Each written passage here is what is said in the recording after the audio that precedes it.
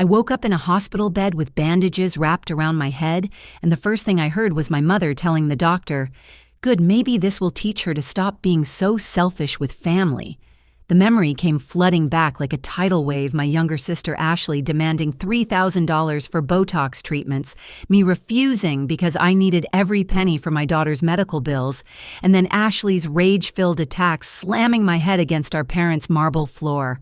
Now, staring at the skull fracture report trembling in my hands, I realized my family had crossed a line that could never be uncrossed. The sterile hospital room felt safer than any family gathering I'd attended in years. As I lay there processing what had happened, memories of our childhood played through my mind like a broken film reel. Growing up as the responsible older sister while Ashley was pampered and protected had shaped everything about who we became. At 28, I worked 2 jobs to keep our heads above water. My days started at 5 in the morning at Riverside Medical Center, where I processed billing claims until 3 in the afternoon. Then I'd rush to pick up Emma from after-school care and drop her at my neighbor Mrs. Chen's apartment before heading to my evening shift at Target. 4 nights a week, I stood behind a register until 11, scanning items and forcing smiles while my feet screamed in protest. Ashley at 24 lived a completely different life. She still occupied her childhood bedroom in our parents' 4,000-square-foot house in Westwood Heights. Her walls were covered with vision boards featuring luxury cars, designer handbags, and photos of influencers she followed religiously on Instagram. She dropped out of 3 different colleges, first Northwestern because the coursework was boring, then DePaul because the commute was exhausting, and finally, the local community college because it was beneath her potential. Our parents, Frank and Diane Bennett, had built their wealth through Frank's commercial real estate business. They'd always drawn clear distinctions between us. I was the smart one, expected to handle everything independently, while Ashley was the beautiful one, who needed constant support and understanding.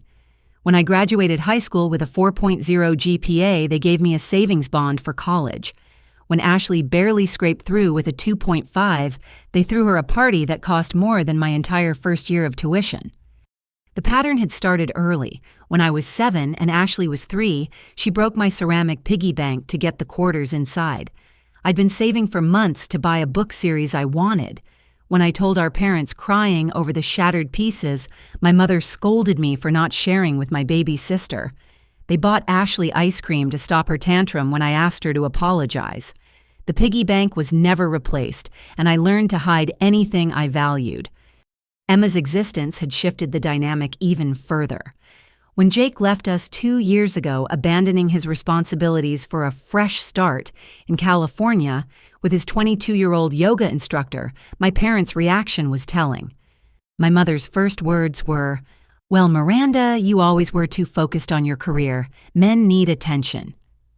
Meanwhile, Ashley had cycled through dozens of relationships, each ending, when the men realized she expected them to fund her lifestyle without contributing anything beyond her presence. The financial pressure had been mounting for months. Emma's chronic ear infections required surgery that our insurance classified as elective Z, despite 3 specialists confirming it was necessary to prevent permanent hearing damage. The procedure would cost $8,000, and I'd managed to save $5,000 by skipping meals, selling everything valuable I owned, and taking every extra shift available. The day before the attack, Ashley had shown up at my apartment uninvited.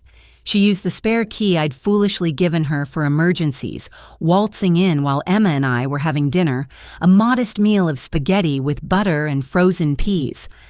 Ashley wrinkled her nose at our food before launching into her demand. "I need $3,000 for Botox and lip fillers," she announced, scrolling through her phone to show me photos of the injector she'd chosen. "She's booked solid for 3 months, but she had a cancellation for next week. It's basically fate." I set down my fork, carefully aware of Emma watching us with wide eyes. "Ashley, I can't give you money. Emma needs surgery next month." "Surgery for what she looks fine to me." Ashley didn't even glance at my daughter, who instinctively touched her ears. "Her ear infections. If we don't fix this now, she could lose hearing in her left ear permanently." Ashley rolled her eyes dramatically. God, Miranda, you're so dramatic about everything. Kids get ear infections all the time. This, she gestured to her face, is about my career. I'm meeting with a modeling agency next month, and I need to look perfect. The modeling career was another fiction she'd been spinning for 2 years. She'd paid a scam company $500 for professional photos taken in a strip mall studio, then created business cards declaring herself a professional model and influencer, despite having only 800 Instagram followers, half of which were clearly bots. I'm sorry, but I can't help you. Maybe Mom and Dad, they're being totally unreasonable.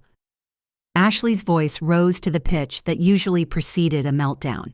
They said I need to get a job before they'll give me any more money. Can you believe that, like I'm some common retail worker? She shot a disgusted look at my Target name badge on the counter. After 20 minutes of escalating demands, guilt trips, and accusations that I was jealous of her beauty, Ashley finally stormed out, but not before sending a series of text messages to our parents, painting me as the villain who refused to help family in need. That evening, my phone buzzed with messages from my mother. Rather than asking about Emma's surgery or offering help, she lectured me about family obligations and suggested I was poisoning Emma against her aunt by being so selfish with money. The messages concluded with her favorite manipulation tactic. After everything we've done for you, the least you could do is help your sister when she needs it. I powered off my phone and focused on Emma's bedtime routine, reading her favorite story about a brave little mouse who saved her family from a flood. As I tucked her in, she asked quietly, "Mommy, why does Aunt Ashley always yell at you?" I smoothed her dark hair, so different from Ashley's bleached blonde extensions. "Sometimes people get upset when they don't get what they want, baby, but that doesn't make it okay to yell." "I don't like when she visits," Emma whispered. "She makes you sad." My throat tightened. At 6 years old, my daughter had already learned to read the tension that filled any room Ashley entered. "Don't worry about grown-up stuff, sweetheart. Just have sweet dreams." But as I sat in our tiny living room that night, reviewing bills and trying to figure out how to stretch our grocery budget even thinner, I couldn't shake the feeling that something was building to a breaking point. Ashley's entitlement had been growing more aggressive, her demands more unreasonable, and our parents' enabling more blind. What I didn't know was that Ashley had spent that evening crafting a narrative on social media, posting cryptic messages about toxic family members who hoard wealth while others suffer. She'd even started a GoFundMe claiming she needed money for medical procedures to advance her career, carefully cropping photos to hide our parents' mansion in the background. The security footage I would later see from our neighbors, the Johnsons, revealed something even more disturbing. Ashley hadn't left immediately after our confrontation. She'd sat in her BMW, a 21st birthday gift from our parents, for nearly an hour making phone calls. The timestamp showed her calling our parents 16 times, then calling someone saved in her phone as Brittany B. That name would become significant later, but that night I was blissfully unaware of the plan taking shape. I fell asleep on the couch, surrounded by medical bills and insurance paperwork, my phone still powered off to avoid more guilt-inducing messages. The last normal morning of my life started like any other. I woke at 4:30, showered quickly, and prepared Emma's lunch for school, a peanut butter sandwich cut into Heart's apple slices, and the last of our string cheese. I wrote a little note on her napkin, like always. "Mommy loves you to the moon and back." As I drove toward my parents' house to drop off Emma before my hospital shift, I noticed Ashley's BMW already in the driveway. My stomach clenched. She rarely woke before noon unless she had an agenda. I should have trusted that instinct. I should have turned around, called in sick, and found alternative childcare. But I didn't, because despite everything, I still believed there were lines family wouldn't cross. The morning sun cast deceptive warmth across my parents' pristine driveway as I pulled up in my aging Honda Civic.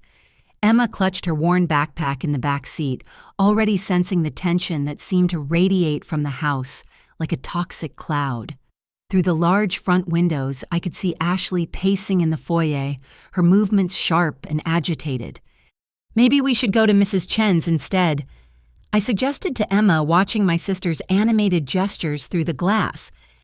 But Grandma said she'd make pancakes, Emma replied softly, though her usual excitement was notably absent. I helped her out of the car seat, holding her small hand as we walked to the front door. The moment we stepped inside, Ashley's presence filled the space like smoke from a fire. She wore a tight pink dress that probably cost more than my monthly grocery budget, her face contoured with expensive makeup that couldn't hide the ugly twist of her mouth. Finally, Ashley's voice cracked like a whip. "Do you have any idea how long I've been waiting?"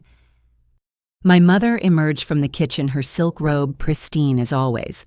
She didn't greet Emma or me, just stood there with her arms crossed, watching the scene unfold like a judge presiding over a trial she'd already decided. "Ashley, I told you yesterday. Yesterday you humiliated me." Ashley stepped closer, her perfectly manicured finger jabbing the air near my face. "I asked you for one simple thing. One, and you acted like I was asking for your kidney." Emma pressed against my leg and I gently guided her toward the hallway. "Sweetie, why don't you go find Grandpa in his office?" "Grandpa is at a golf meeting." My mother interjected, her tone flat and unhelpful. Ashley used my moment of distraction to close the distance between us. The smell of her designer perfume, something musky and overwhelming, made my eyes water. "You have the money. I know you do. You're just being spiteful because you're jealous that I actually have a chance at something special. Emma's surgery." "Stop hiding behind that kid." Ashley's volume increased with each word. "You've been using her as an excuse for everything since Jake left. Poor Miranda, single mother, working so hard. Well, maybe if you'd paid more attention to your husband instead of acting like a martyr all the time." "That's enough." I moved toward the door, but Ashley sidestepped, blocking our path. "We're leaving." "You're not going anywhere until we settle this." Her voice dropped to a dangerous whisper. $3,000, Miranda. That's nothing to you." I almost laughed at the absurdity. "Nothing. I work 60 hours a week and still barely make rent. You live here for free. Drive a car Dad bought you. Wear clothes Mom pays for. Get a job if you need money that badly." The words triggered something primal in Ashley. Her face flushed beneath her foundation veins standing out on her neck. Behind her, my mother watched with an expression I couldn't read. Disappointment, maybe, but directed at whom? "A job," Ashley screeched. "Like yours, scanning groceries like some pathetic nobody? Processing papers at a hospital where they don't even know your name? That's not a life, Miranda. That's just existence." Emma whimpered, and I felt her trembling against my side. "We're done here. Move." I tried to step around Ashley, but she grabbed my arm, her acrylic nails digging through my thin cardigan. "You ruined everything for me. You were supposed to help." "Let go." I kept my voice level, aware of Emma watching, but Ashley's grip tightened. "Do you know what Brittany's been telling everyone, that I'm a joke? That my own family won't support my dreams? She's been laughing at me, and it's your fault." I wrenched my arm free, leaving crescent marks where her nails had been. The movement seemed to trigger something wilder in Ashley. As I turned to guide Emma around her, I felt fingers tangle in my hair, yanking me backward with surprising force. "You don't get to walk away from me." The pain shot through my scalp as Ashley dragged me away from Emma, who screamed a sound I'd never heard from my usually quiet daughter. My hands went instinctively to Ashley's wrists, trying to break her grip, but she was possessed by a rage that gave her unnatural strength. "Ashley, stop!" My mother's voice finally rang out, but it was too late. With both hands twisted in my hair, Ashley yanked me down hard. I saw the marble floor rushing up to meet me, had a split second to think about Emma, about the surgery money, about how I couldn't afford to get hurt, and then impact. The crack was audible like a branch breaking in a storm. Pain exploded through my skull, radiating down my spine in waves of agony. My vision fractured into kaleidoscope patterns before darkness rushed in from the edges.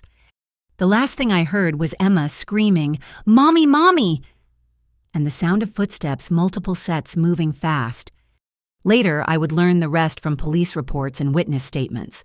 The neighbor's security footage painted a clear picture of premeditation that chilled investigators. The cameras showed Ashley's friend, Brittany Colton, arriving 30 minutes before me, parking across the street with a clear view of the driveway. She sat in her white Mercedes, phone raised and recording as I arrived with Emma. The angle caught Brittany's expression when Ashley grabbed me, not shock or concern, but excitement. She actually smiled, adjusting her position for a better shot as Ashley dragged me by the hair. Only when my head hit the floor, when the sound of impact carried across the morning air, did her expression change. The phone lowered slightly as she realized this wasn't the dramatic hair-pulling catfight she'd expected to capture. Inside the house, chaos erupted after I lost consciousness. Emma ran to me, her small hands patting my face, begging me to wake up. Blood began pooling beneath my head, seeping into the pristine white marble with its gray veining, the same floor my mother had obsessed over when they renovated, insisting on the most expensive option. Ashley stood frozen for exactly 3 seconds. The security footage would confirm this before she laughed. Not a nervous laugh or a shocked laugh, but a sound of satisfaction. "Maybe now she'll listen," she said, stepping back to avoid the spreading blood. My mother's reaction was perhaps the most damning. Instead of rushing to help me or comfort Emma, she grabbed Ashley's arm. "What did you do?" But even this question held more annoyance than alarm, as if Ashley had merely broken an expensive vase. "She fell," Ashley said quickly, the lie forming instantly. "You saw it right. She tripped trying to get away from me. I barely touched her." It was Emma who had the presence of mind to scream for help, her voice carrying to the Johnson house next door. Robert Johnson, a retired firefighter, was watering his garden when he heard her cries. He didn't hesitate, using the spare key I'd given them for emergencies to enter through the side door. The scene he found would haunt him enough to later testify with tears in his eyes.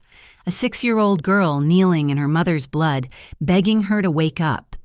Ashley, standing several feet away, checking her reflection in the hallway mirror, adjusting her hair where the struggle had messed it.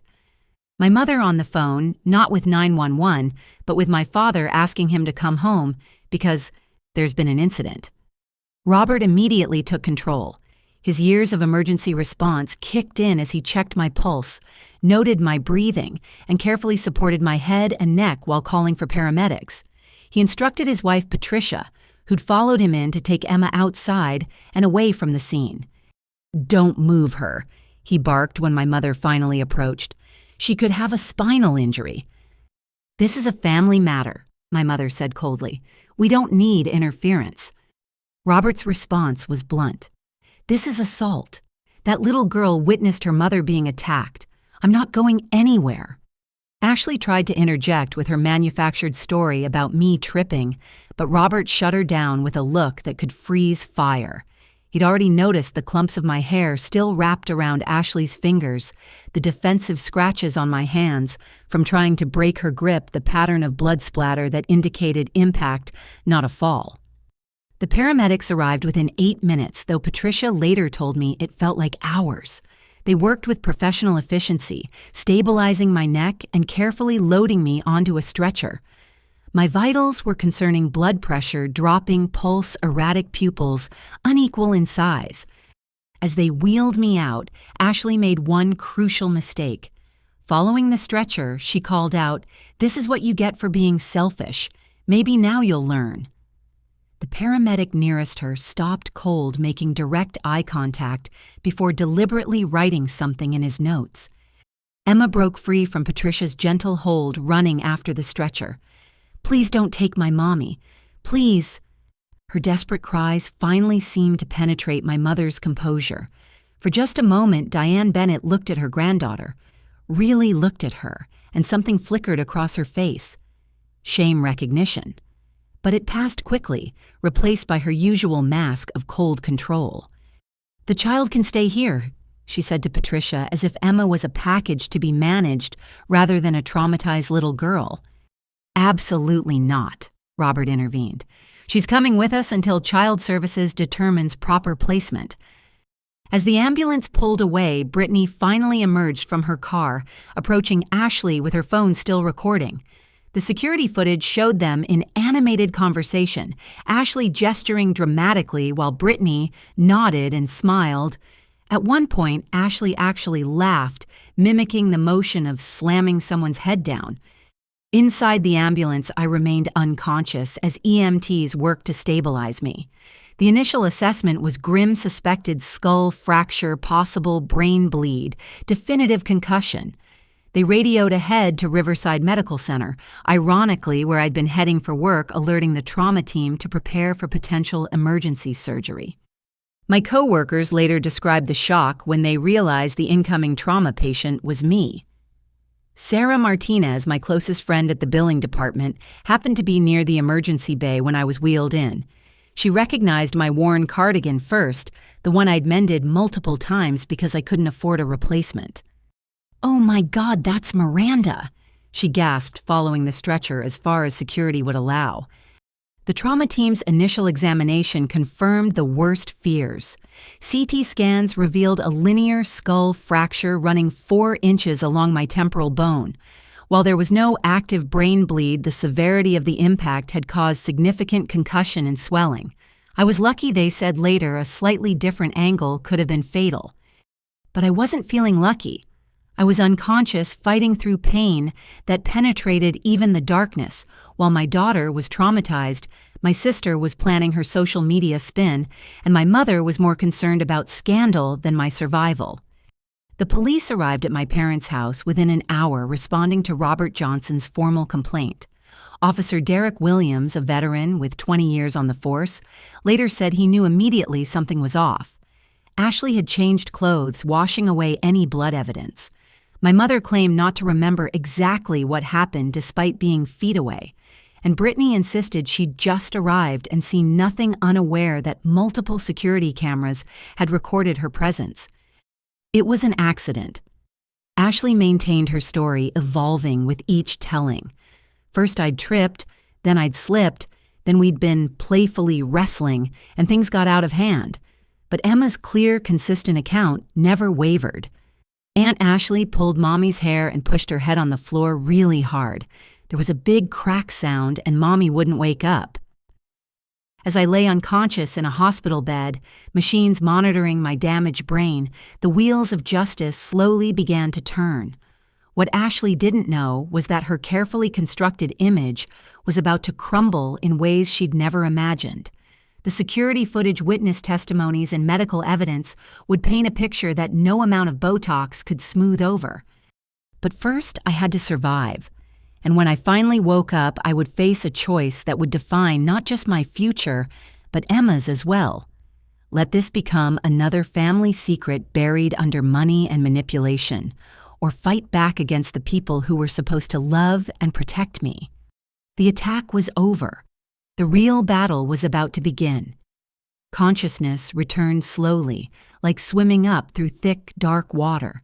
The first sensation was pain, a deep, throbbing agony that seemed to pulse with my heartbeat. Then came the sounds, rhythmic, beeping, distant voices, the whisper of air through ventilation systems. My eyes felt weighted with lead, but I forced them open, blinking against the harsh fluorescent lights. "Miranda. Oh, thank God you're awake." The voice belonged to Sarah Martinez, her familiar face coming into focus as she leaned over the bed rail. Dark circles shadowed her usually bright eyes, and her hospital billing department badge was askew, as if she'd been here far too long. I tried to speak, but my throat felt like sandpaper. Sarah quickly helped me take small sips of water through a straw, her movements gentle and practiced. "Don't try to talk yet. You've been unconscious for 3 days. 3 days. The reality hit like a physical blow. "Emma," I managed to croak. Sarah's expression tightened. "She's safe. She's with Jake's mother, Grace.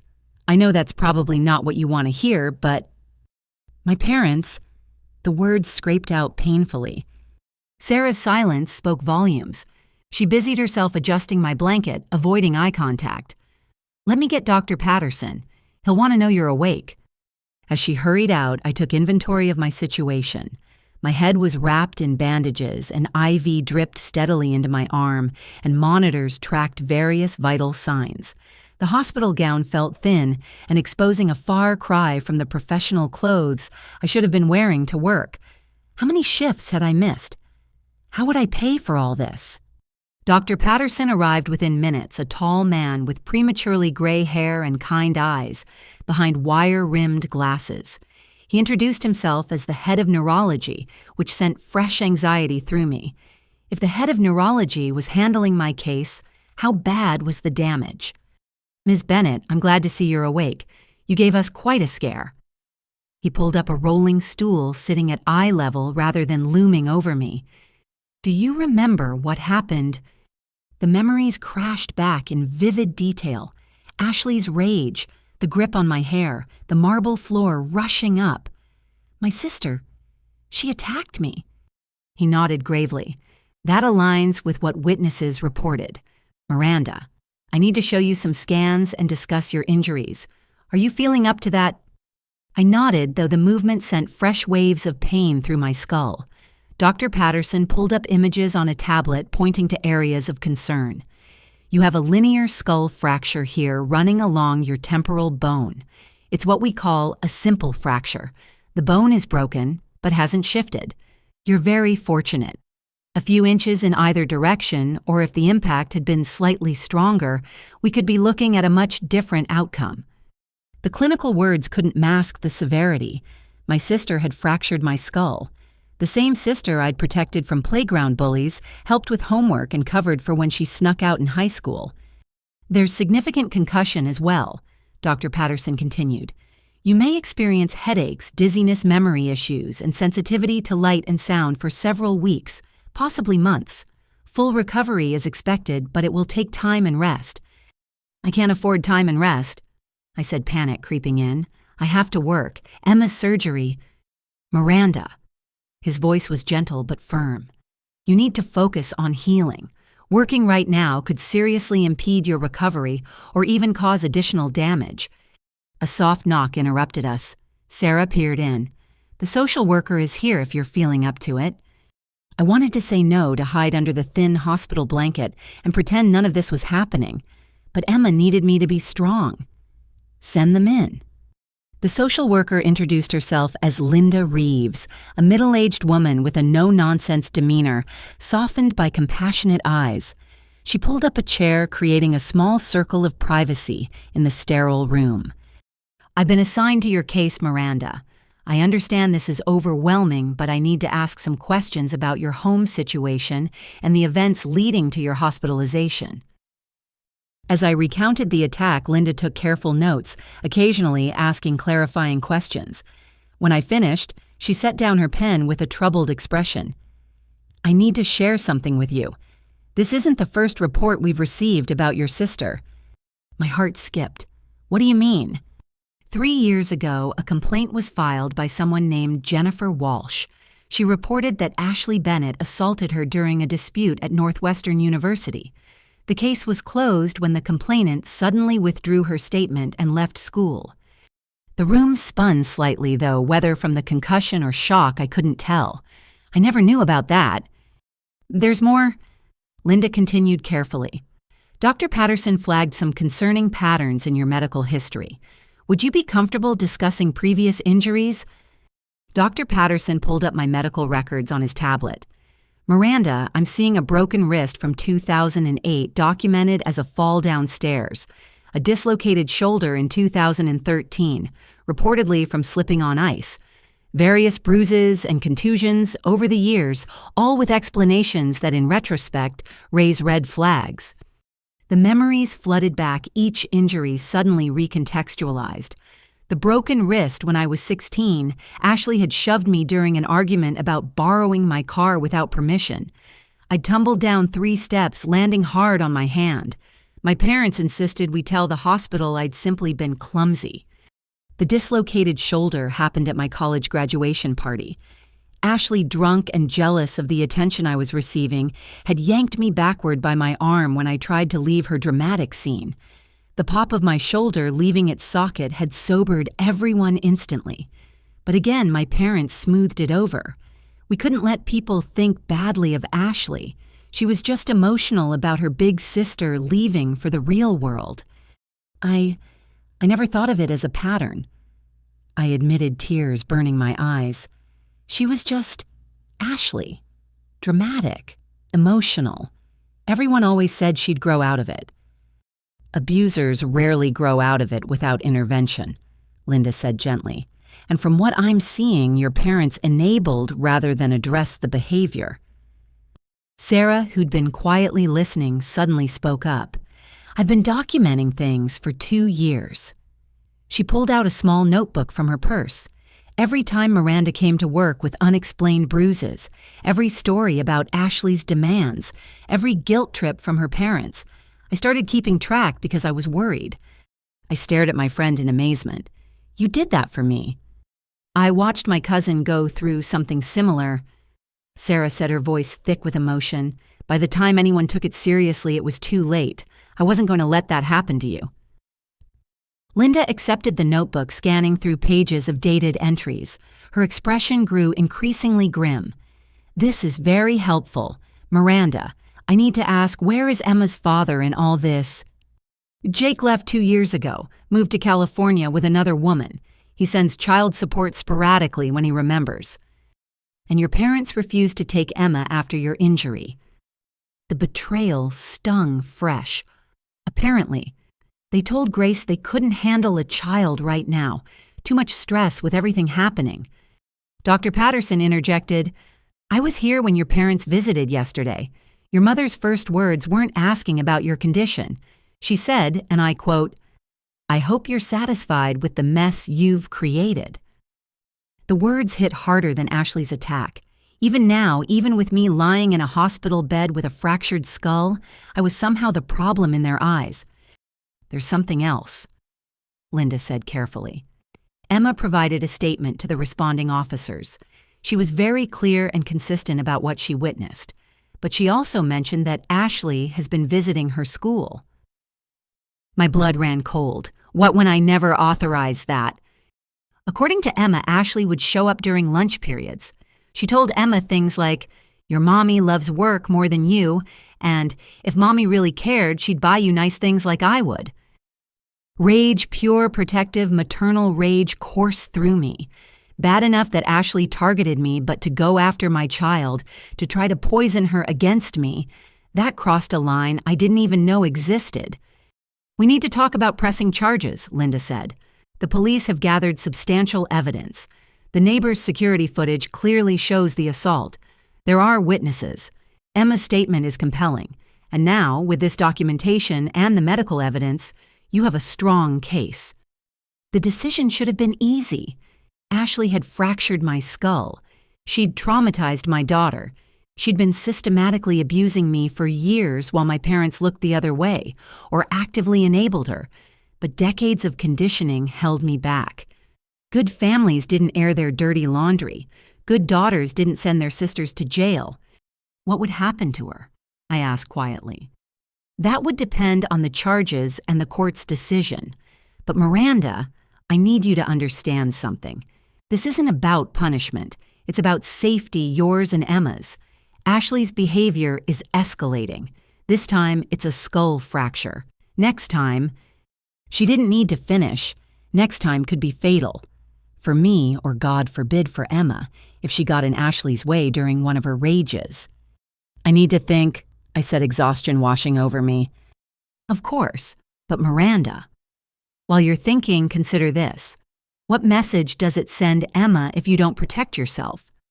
What does she learn about how women should be treated? After they left, I lay in the quiet room, machines beeping steadily around me. My phone, which Sarah had charged and brought from my apartment, showed dozens of messages. Most were from coworkers expressing concern. A few were from Jake's mother, Grace, assuring me Emma was safe and sending photos of her playing with Grace's golden retriever. But scattered among them were messages from my family. My father's were brief, businesslike. Call when you're able. We need to discuss this situation. As if my fractured skull was a business merger gone wrong. My mother's messages were longer, each one a masterpiece of manipulation. I'm disappointed you're dramatizing this accident. Ashley is distraught. You've really hurt her.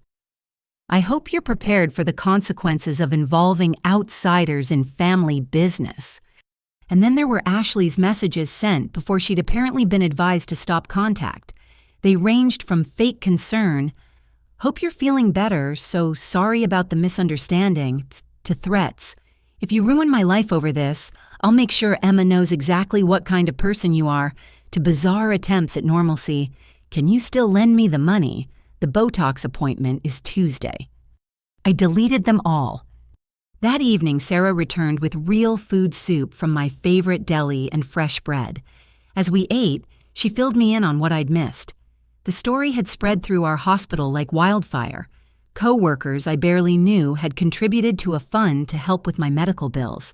My supervisor had assured HR that my job would be waiting when I recovered. "And there's something else," Sarah said carefully. "That woman who was with Ashley Brittany Colton. She tried to sell the video." I nearly choked on my soup. "What?"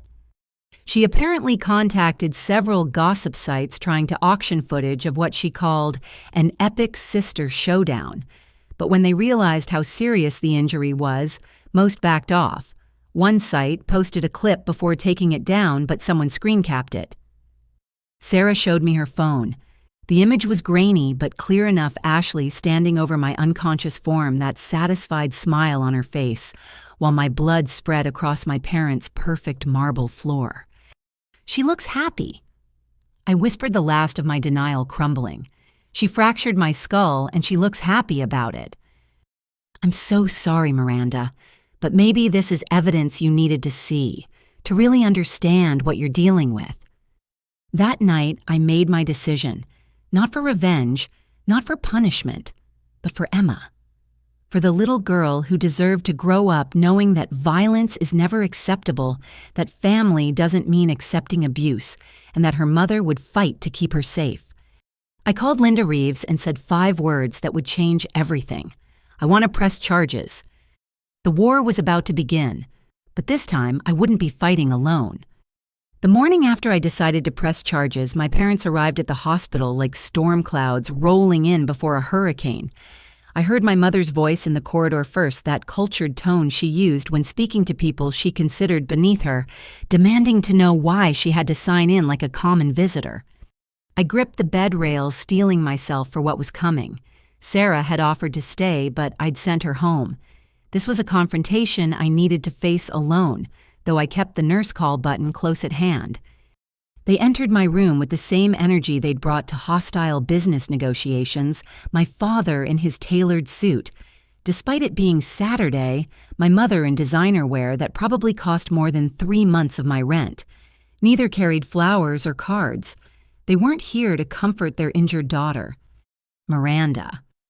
My father's voice held the same disappointment he'd used when I'd announced my pregnancy with Emma unmarried and barely out of college. "I hope you're satisfied with the chaos you've created." The accusation shouldn't have surprised me, but it still stole my breath. "I created Ashley fractured my skull." "Ashley is distraught," my mother interjected, settling into the visitor's chair like a queen holding court. Her perfectly manicured fingers gripped her designer purse, the same hands that had taught me to tie my shoes, but had never once defended me from my sister's violence. "She hasn't eaten in 3 days. She can't sleep. The stress of possibly facing charges is destroying her." "She fractured my skull," I repeated slowly, as if speaking to children who couldn't grasp basic concepts. "She attacked me in front of my daughter. She could have killed me."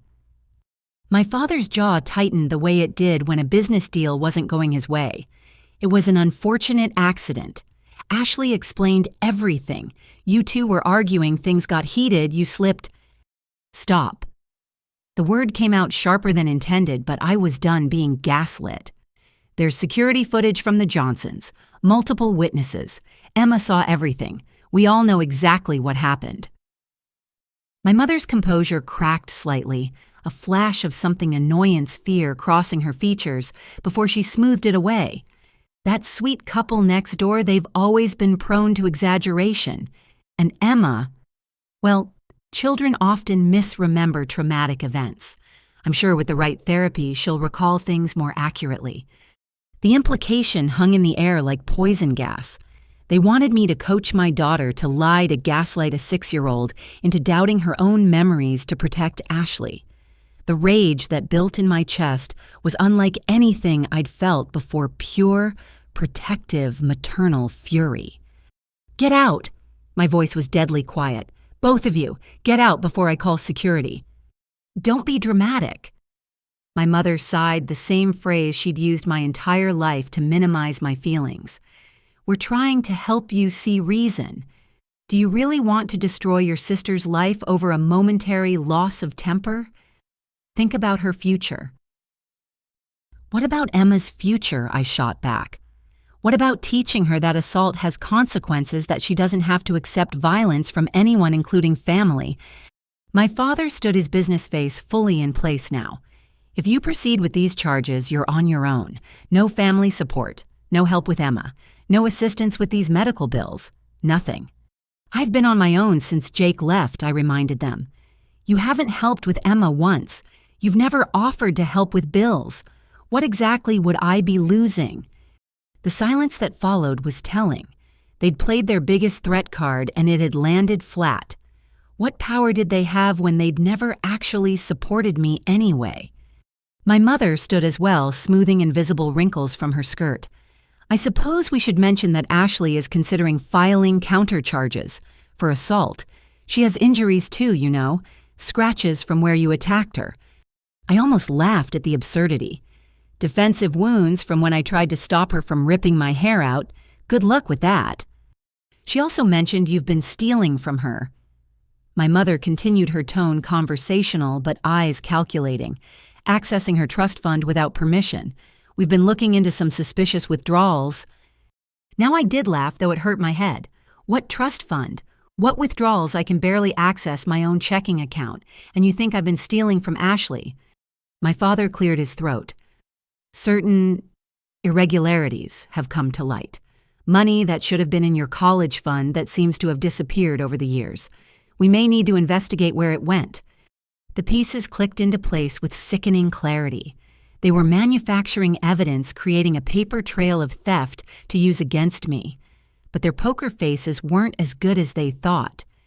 "You mean the college fund you told me was depleted after my sophomore year?" I asked carefully. "The one you said had poor returns on investment." Something flickered across my father's face. "Investment returns are complex." "Did Ashley have a college fund too?" I interrupted. "Same amount, same investment strategy?" Their silence was deafening. My mother's fingers tightened on her purse handle, while my father suddenly found the heart monitor fascinating. The truth crystallized with painful clarity. They'd been stealing from my future to fund Ashley's present all along. "How much?" I asked quietly. "How much of my college fund went to Ashley?" "That's not relevant to the current situation," my father said stiffly. "It's theft," I countered. "You stole from your own daughter to fund the other's shopping sprees and plastic surgery, and now you're trying to frame me for the same crime." My phone buzzed on the bedside table. My mother, always one to seize an opportunity, grabbed it before I could react. 37 missed calls? My goodness, Miranda, that seems excessive?" Her face paled as she read the screen. "Give me my phone." I held out my hand, but she was already backing away, horror dawning in her eyes. "Riverside Community Bank," she breathed. "Why are they calling you?" "My phone, now." I used the same tone I used when Emma was misbehaving, and surprisingly, it worked. My mother handed over the device as if it had burned her. The voicemail was brief but devastating. Someone had attempted to access my savings account, the one with Emma's surgery fund, using my social security number and other personal information. The bank had frozen the account pending investigation, but not before $3,000 had been successfully withdrawn. $3,000. The exact amount Ashley had demanded for her Botox. "You gave her my information," I said, staring at my parents in disbelief. "You gave Ashley my social security number, my account information. You helped her steal from Emma's surgery fund." "We did no such thing," my mother said, but her protest lacked conviction. Behind her, my father was already pulling out his phone, likely calling their lawyer. "She must have seen your documents when she visited." he offered weakly. "You know how careless you are with paperwork." "I haven't lived at home in 8 years," I reminded them. "The only way she could have my current information is if you gave it to her. From taxes, maybe. From the forms you had me fill out last year for that supposed family investment opportunity. The family investment that never materialized. The paperwork they'd insisted I complete for estate planning. I'd been so stupid, so eager for any sign they considered me truly part of the family's financial future." "Your phone's recording," my father noticed, suddenly seeing the voice memo app open on my screen. His face flushed with anger. "You're recording us, your own parents." "My own parents who are trying to frame me for theft while admitting to stealing my college fund," I corrected. "My own parents who are standing in my hospital room with a skull fracture their other daughter caused trying to threaten and manipulate me into dropping charges. Yes, I'm recording. My lawyer advised it." "Lawyer." My mother's voice pitched higher. "You've already hired a lawyer without discussing it with family." "What family?" The words burned coming out. "The family that watched Ashley hurt me for years and called it sibling rivalry. The family that stole my education money.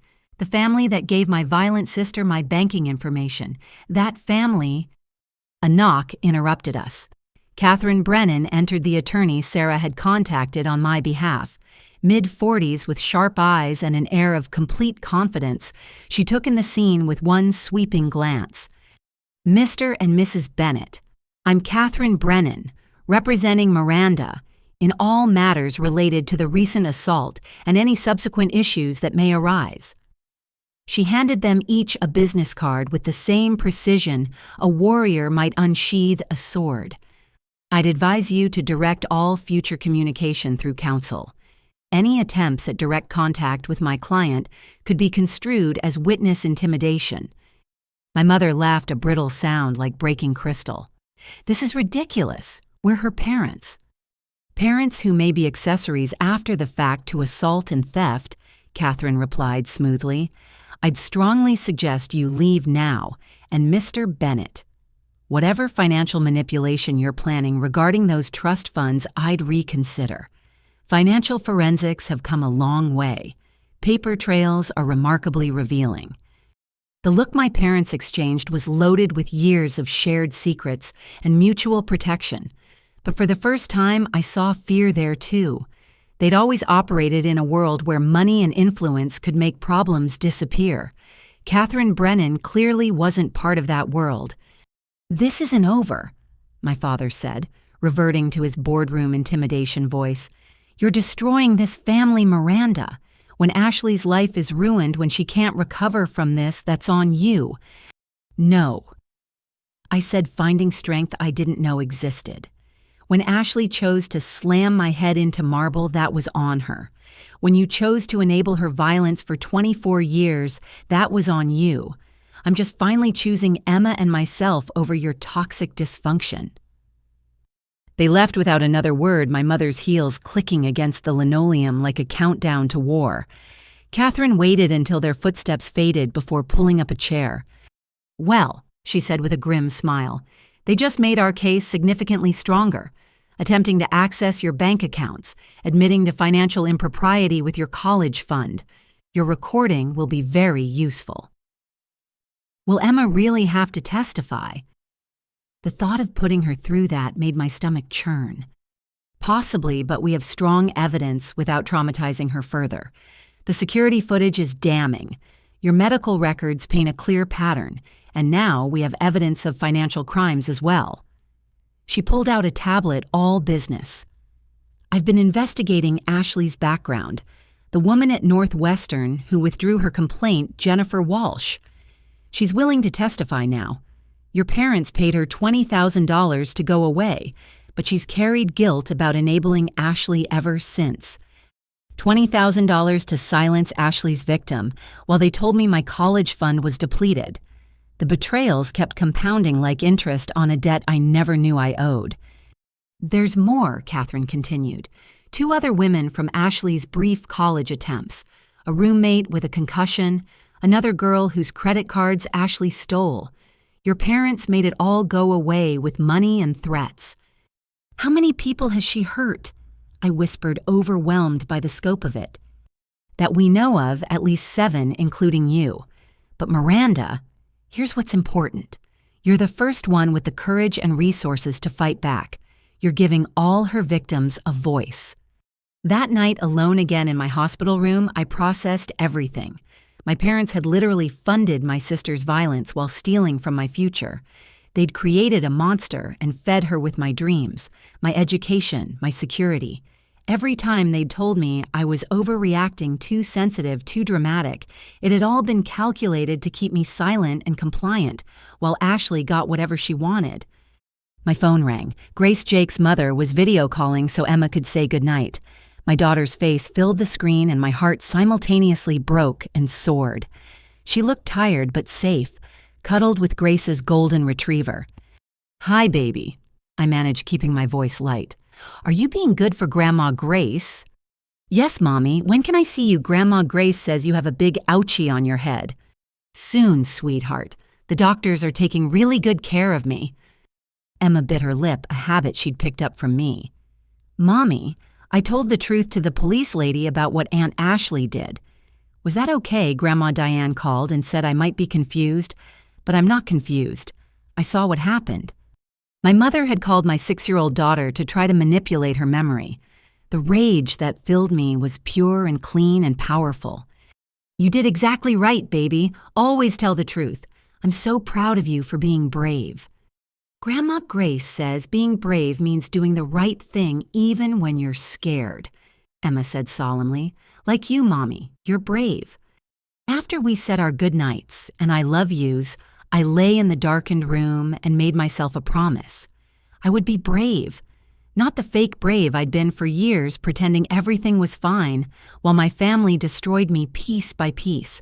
Real brave. The kind that stands up to bullies even when they share your blood. The kind that teaches daughters that love without respect is just control wearing a prettier mask. Ashley thought she'd won when she cracked my skull against that marble floor.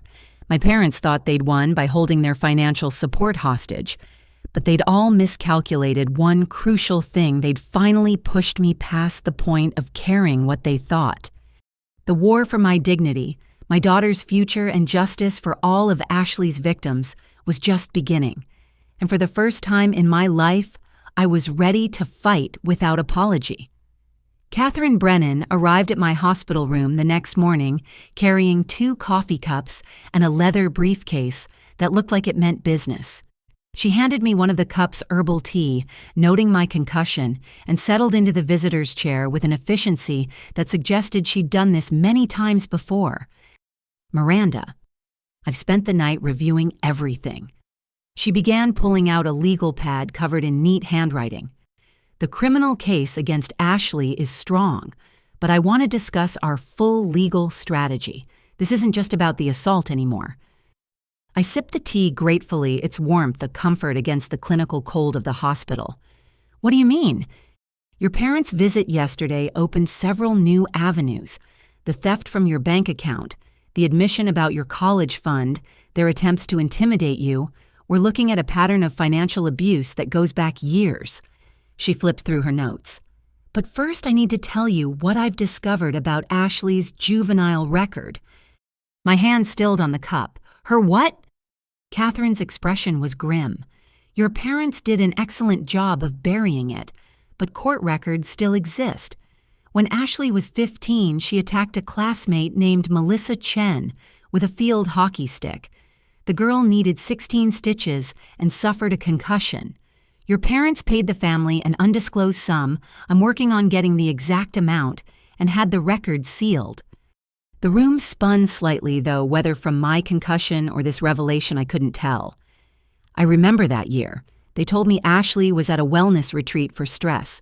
She was gone for 3 months. She was in a juvenile facility for 45 days, followed by mandated therapy that your parents terminated early against medical advice. Catherine showed me a document on her tablet. The therapist's notes are telling. She diagnosed Ashley with conduct disorder and warned that without continued treatment, the behavior would escalate.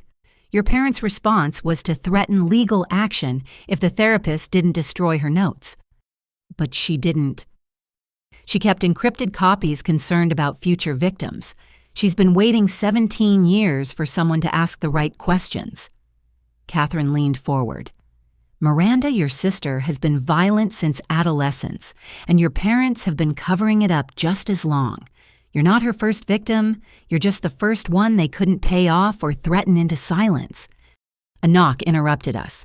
Detective Marcus Rodriguez entered, looking like a man who'd seen too much, but still cared enough to do his job right. He was younger than I'd expected, maybe mid-30s, with kind eyes that missed nothing. Miss Bennett, I'm sorry to meet you under these circumstances, he said, shaking my hand gently. How are you feeling? Like someone fractured my skull, I replied, attempting humor that fell flat. He nodded sympathetically. I've been assigned as lead investigator on your case. I've reviewed the security footage, witness statements, and medical reports. I want you to know I'm taking this very seriously.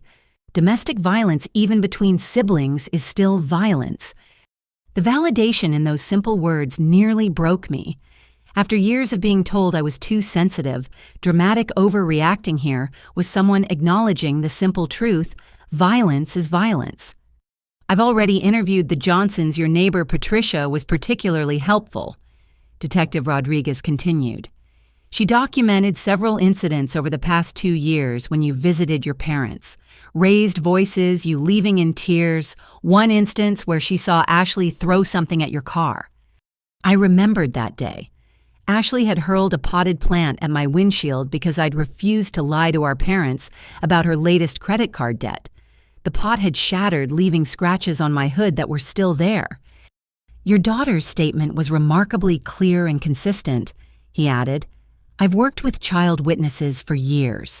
Emma knows what she saw, and she's not confused or coached. Her details match the physical evidence perfectly. Catherine interjected, What about the other involved party, Brittany Colton? The detective's expression darkened.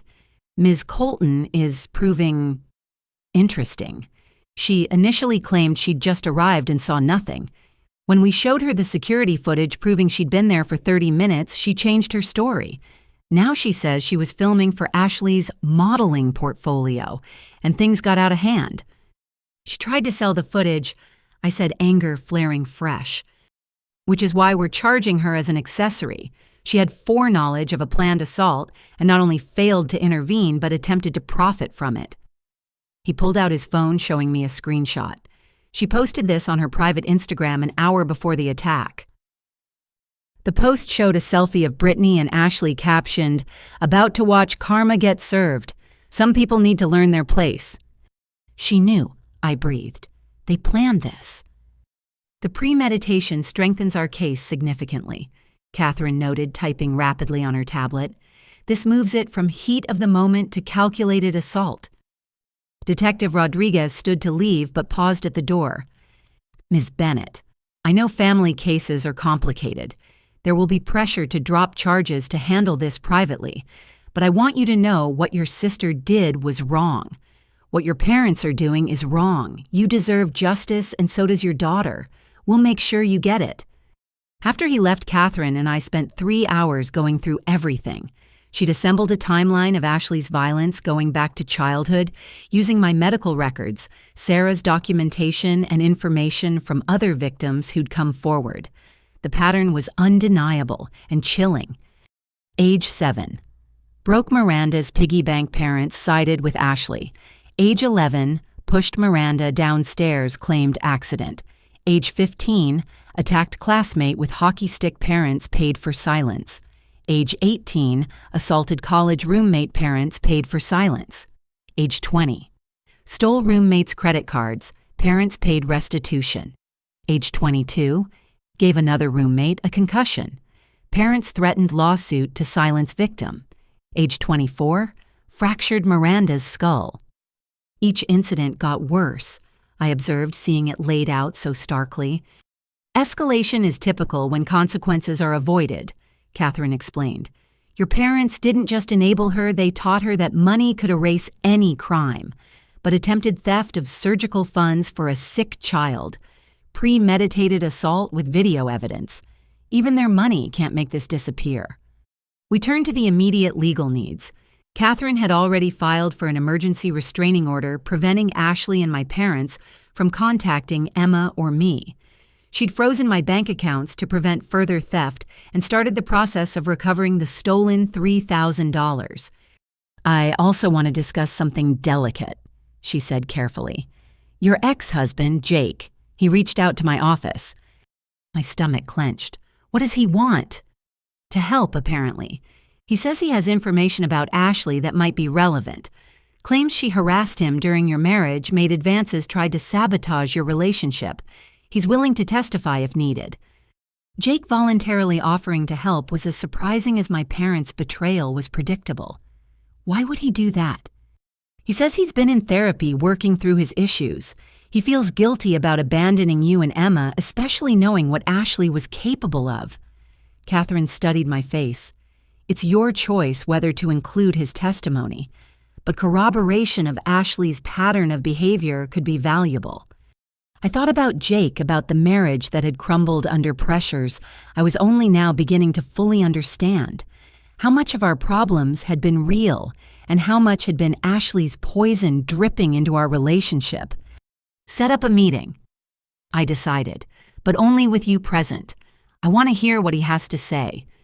That afternoon, I had an unexpected visitor.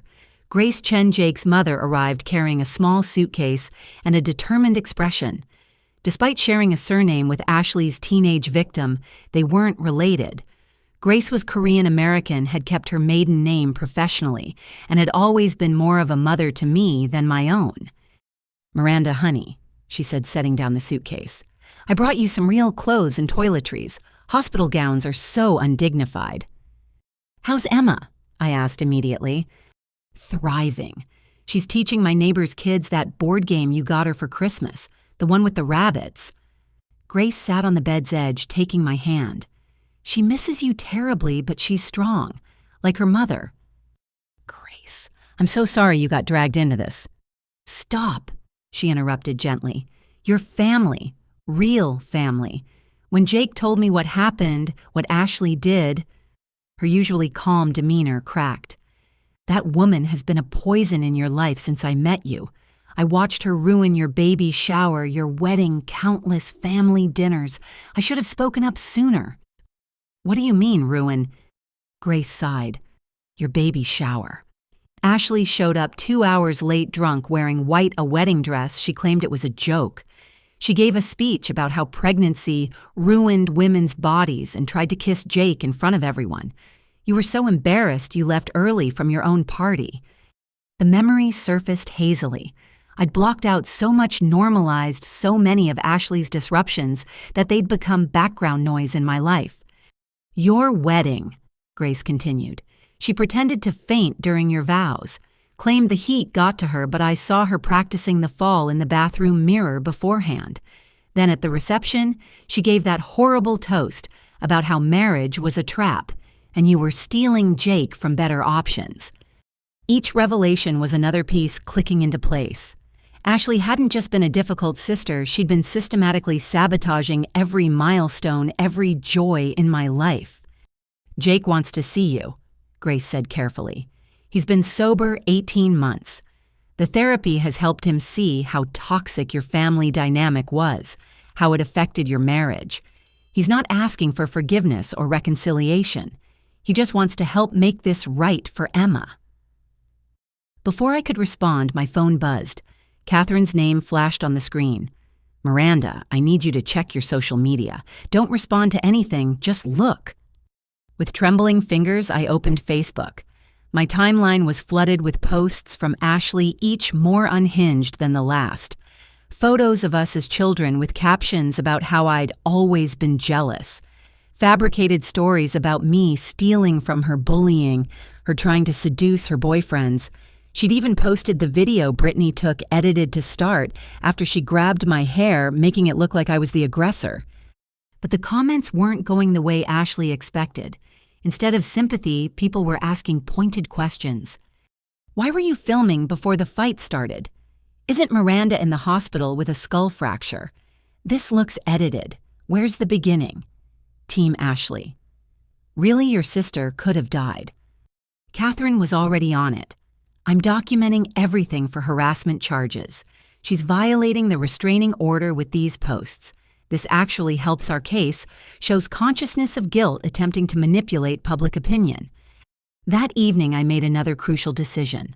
When Sarah arrived for her daily visit, I asked her to help me write a post of my own. Not to attack or defend, just to state facts. I'm currently hospitalized with a skull fracture. My daughter witnessed the assault. I'm grateful for the medical care I'm receiving and for the support of true friends and family. I ask for privacy as we navigate the legal process. To those who've reached out with similar stories, you're not alone. Violence is never acceptable, even from family, especially from family. Within hours, the post had hundreds of shares.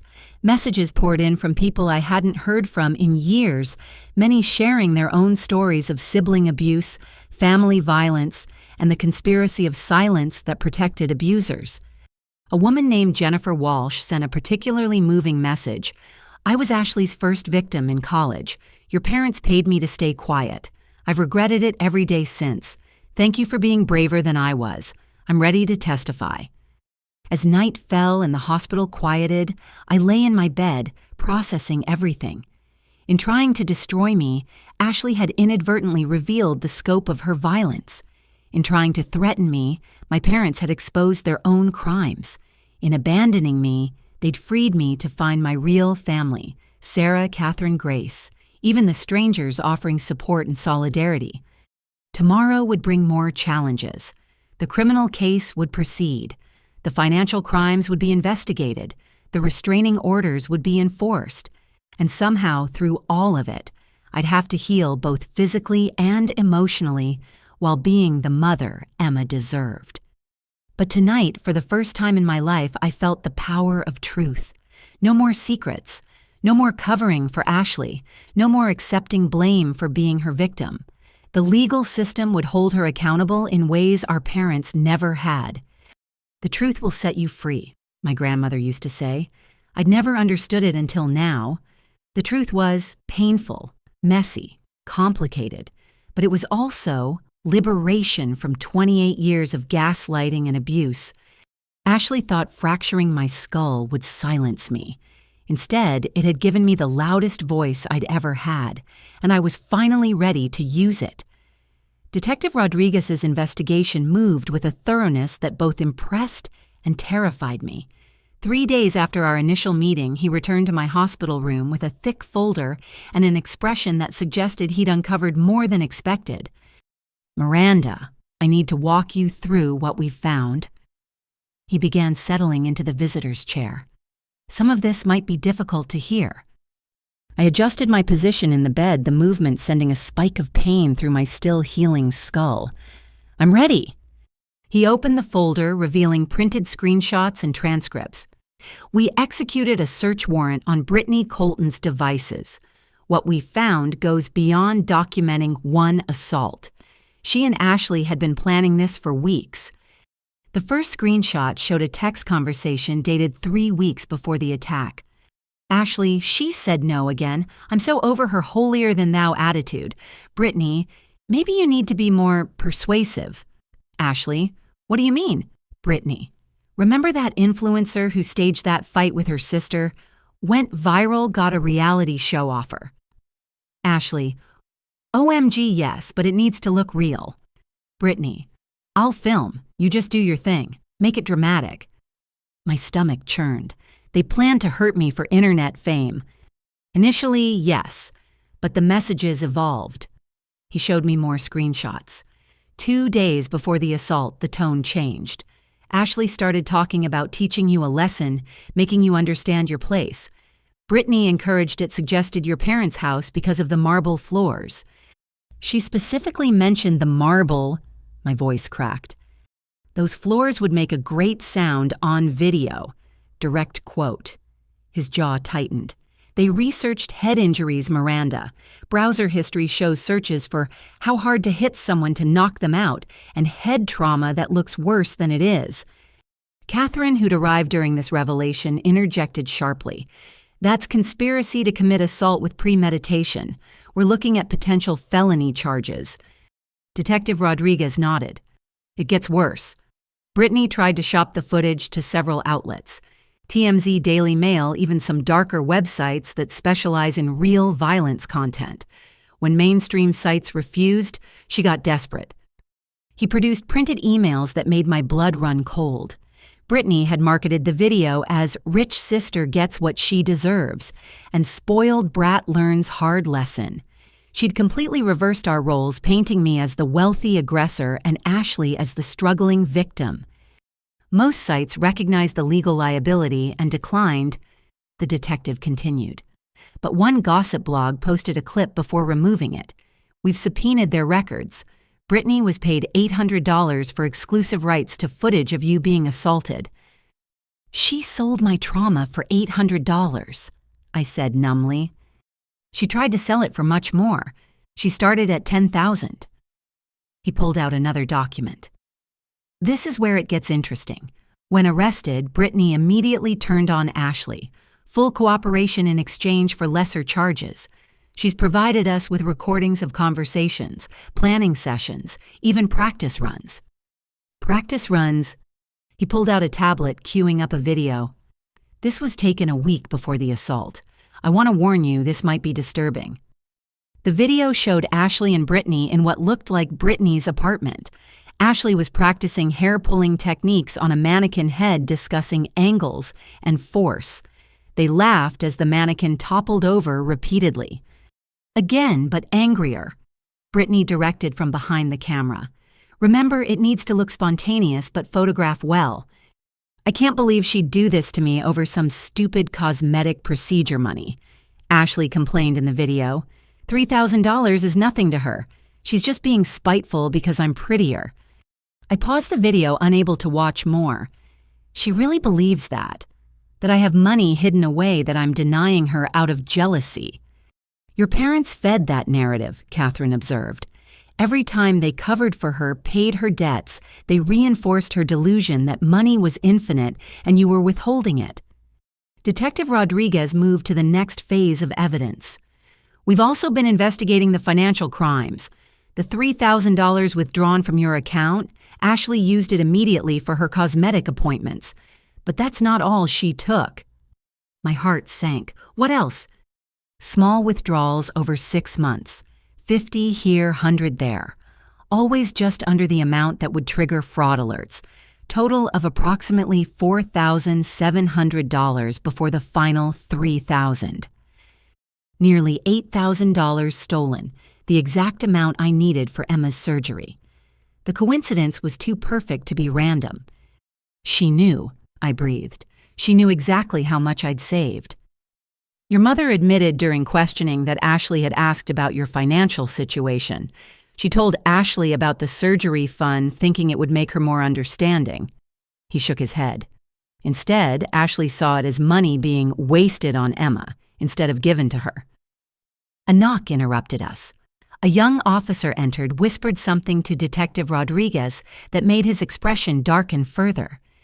We just arrested Ashley at your parents' house, he informed me. She did not go quietly. He pulled up body cam footage on his tablet.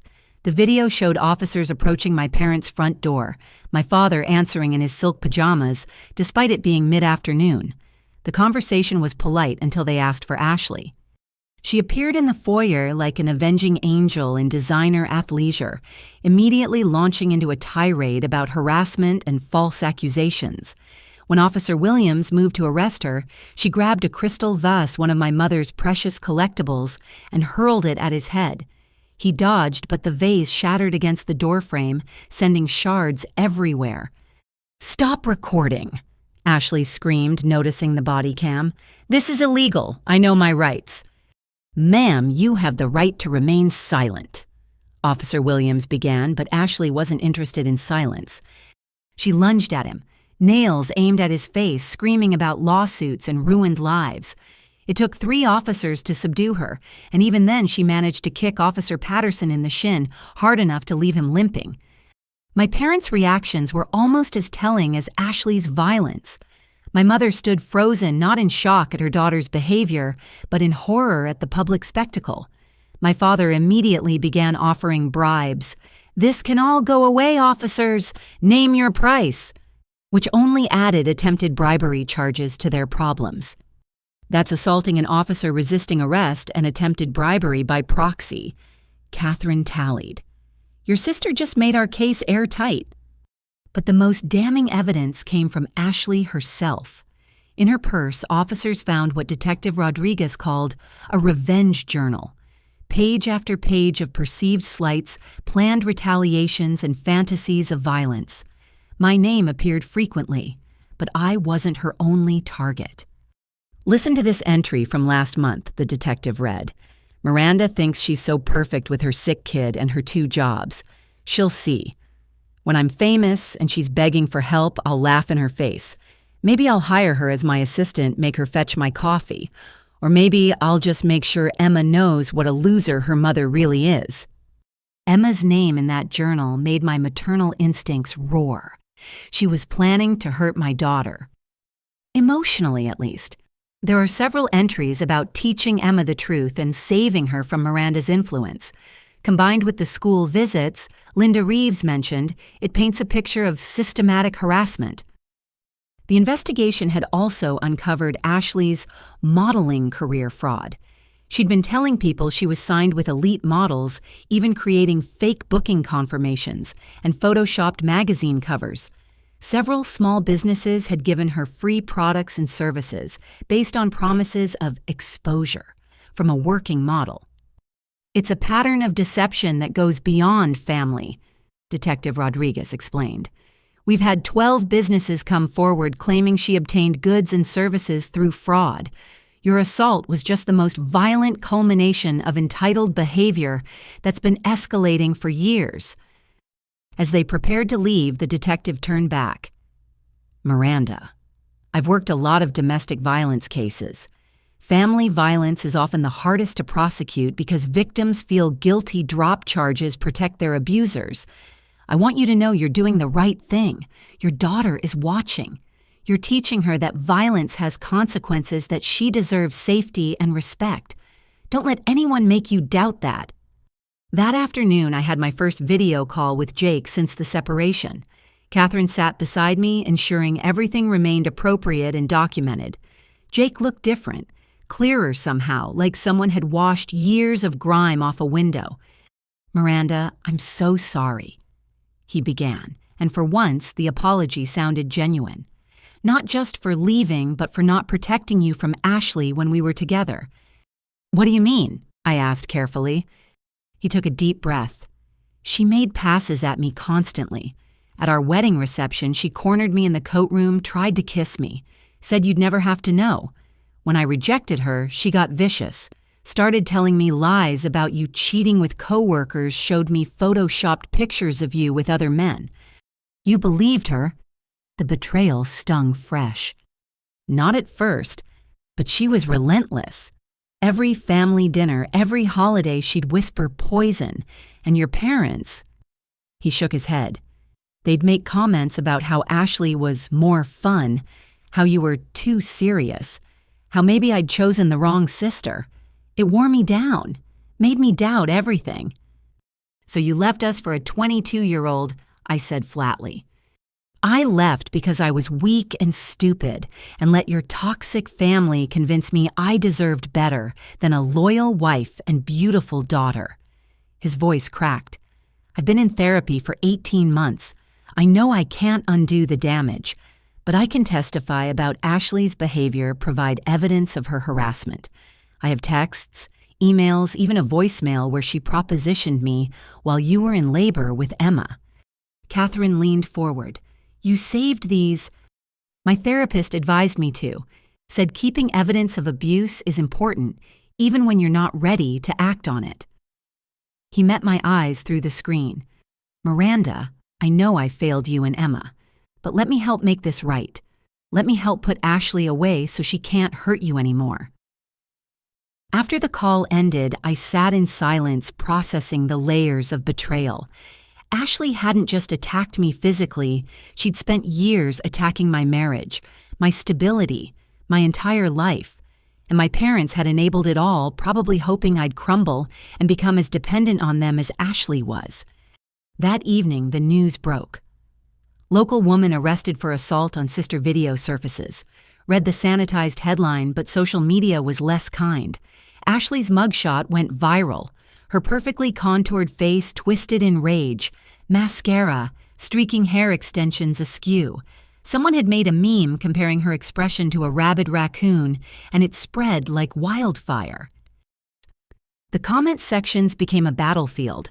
Ashley's few genuine friends defended her, claiming mental health issues and family persecution, but they were drowned out by former victims' witnesses to her past behavior, and businesses she'd defrauded all coming forward with their stories. My phone buzzed constantly with messages of support, interview requests, and offers from attorneys wanting to represent me in civil suits. Catherine fielded them all, keeping me focused on healing and the criminal case. As visiting hours ended and the hospital quieted, I realized the investigation had revealed more than just evidence. It had revealed the truth about my entire life. Every struggle, every moment of self-doubt, every failed relationship had Ashley's fingerprints on it. She'd been systematically destroying me for years, and I'd been too conditioned to see it. But now the world could see it. The evidence was overwhelming, undeniable, public. Ashley's mask had finally slipped, revealing the violence and entitlement underneath. And for the first time in 28 years, she would face consequences she couldn't charm, lie, or manipulate her way out of. The investigation was complete. Now came the harder part, staying strong through a trial that would pit me against the family I'd once desperately wanted to please. But with each piece of evidence, each testimony of support, each message from survivors who'd found courage in my story, my resolve grew stronger. Ashley had fractured my skull, but she'd failed to break my spirit, and that failure would cost her everything. The child psychology specialist's office was designed to feel safe and welcoming, with soft colors and toys scattered strategically around the space. But no amount of child-friendly decor could ease the knot in my stomach as I waited outside while Emma met with Dr. Patricia Hernandez, the forensic interviewer assigned to our case. It had been 2 weeks since the attack. I'd been released from the hospital 3 days ago and was staying with Sarah, who'd converted her home office into a bedroom for Emma and me. My daughter had been quieter than usual, processing trauma in the way children do, through play, through dreams, through sudden bursts of questions at unexpected moments. Catherine sat beside me in the waiting room reviewing notes. Dr. Hernandez is the best in the state, she assured me. She specializes in interviewing child witnesses in a way that's both legally sound and emotionally protective. I hate that Emma has to do this, I whispered, fighting back tears. She's 6. She should be worried about loose teeth and learning to ride a bike, not testifying about family violence. You're protecting her by doing this, Catherine reminded me gently. Imagine if Ashley remained free to escalate. What might she do next time? Through the small window in the door, I could see Emma sitting at a child-sized table drawing with markers, while Dr. Hernandez sat nearby, letting her settle in. My daughter looked so small, so vulnerable, yet she held herself with a dignity that broke my heart. After 40 minutes that felt like hours, Dr. Hernandez emerged, her expression professionally neutral, but kind. Emma did wonderfully, she said, leading us to a separate consultation room. Before we discuss her statement, I want to assure you that she showed no signs of coaching or confusion. Her account was clear, consistent, and age-appropriate in its language and understanding. She pulled out her notes, handled with the same care you'd use for precious documents. Emma provided a detailed account of the assault. She remembered specific sequences: you arriving, Ashley blocking the door, the argument about money, Ashley grabbing your hair, and the impact. She even recalled sensory details: the sound of your head hitting the floor, the smell of Ashley's perfume, the feeling of blood being sticky when she tried to wake you. My hand flew to my mouth. She touched the blood. She was trying to help you, Dr. Hernandez said gently. She told me I learned in school that you press on owies to stop bleeding, so I put my hands on Mommy's head. She's a very brave little girl. Catherine was taking rapid notes. What about the school visits Ashley made? Dr. Hernandez's expression darkened. This is where things become concerning. Emma disclosed that Ashley had been visiting her at lunch for several months, always when you were at work. The visits started friendly. Ashley would bring her treats small toys, but they progressively became more manipulative. She consulted her notes. According to Emma, Ashley told her things like, "Your mommy loves work more than you. If mommy really loved you, she'd give me money to be pretty. And most disturbingly, maybe you should come live with me when you're older. I'd be more fun than mommy." Rage flooded through me, hot and pure. She was trying to alienate my daughter from me. Classic grooming behavior, Dr. Hernandez confirmed. Building trust, creating secrets, positioning herself as the preferable alternative. Emma said Ashley made her promise not to tell you about the visits, saying it would hurt mommy's feelings. "How did the school allow this?" I demanded. Catherine answered, "We're investigating that. Apparently, Ashley was listed as an emergency contact from when Jake left, and she convinced staff she was picking Emma up for family lunches with permission." Dr. Hernandez continued, "Emma also revealed something else significant. The morning of the assault wasn't the first time she'd seen Ashley be violent with you. She described several incidents Ashley pushing you at Christmas dinner, throwing a shoe at you at Emma's birthday party, and pulling your hair during an argument about money last summer. Each incident came flooding back. Christmas dinner, when Ashley had shoved me into the kitchen counter because I'd received a nicer gift from our parents, a gift card versus the cash she got. Emma's 5th birthday, when Ashley threw her designer heel at my head because I'd asked her not to curse in front of the children. The summer argument when she'd yanked my ponytail because I wouldn't co-sign a loan for her.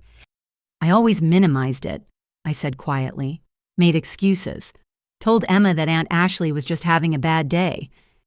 "Children see more than we think," Dr. Hernandez said kindly. "Emma told me mommy always says Ashley is having bad days, but I think Ashley just likes hurting people. She's remarkably perceptive." The interview had also revealed how the attack had affected Emma. She'd been having nightmares where Aunt Ashley hurts mommy again and no one stops her. She'd become hypervigilant, checking locks repeatedly and asking if doors were secure. She'd started hiding her favorite toys, afraid Ashley would take them like she took mommy's money from the computer. "She knows about the theft?" I asked, surprised. "She overheard you on the phone with the bank. Children are always listening even when we think they're not paying attention." Dr. Hernandez leaned forward. "Miranda Emma is showing signs of post-traumatic stress, which is normal given what she witnessed. I'm recommending therapy with a specialist in childhood trauma. With proper support, children are remarkably resilient." "What about testifying?" Catherine asked. "Will Emma need to appear in court?" "I'm recommending against it if at all possible," Dr. Hernandez replied. "Her recorded interview is clear and compelling. Combined with the physical evidence and adult witnesses, it should be sufficient. However, if absolutely necessary, we can arrange for closed-circuit testimony to avoid her having to face Ashley directly." As we prepared to leave, Dr. Hernandez pulled me aside. "There's one more thing Emma said that I think you should hear. She told me, 'I was scared when Aunt Ashley hurt Mommy, but I'm not scared now because Mommy is being brave and making sure Ashley can't hurt us anymore.' Your daughter sees you as her hero, Miranda. Remember that when this gets difficult." Emma was coloring in the waiting room playpen when we emerged, watched over by a gentle assistant. When she saw me, she ran into my arms, careful of my still tender head. "Mommy, I drew you a picture." She held up a drawing of 2 figures holding hands under a rainbow. "That's you and me being safe and happy." "It's beautiful, baby." I managed through the lump in my throat. In the car, Emma was quiet for several blocks before speaking. "Mommy, the nice doctor lady asked me about when Aunt Ashley visits my school." "What did you tell her?" "The truth. Like you always say, telling the truth is important even when it's scary." She fidgeted with her seatbelt.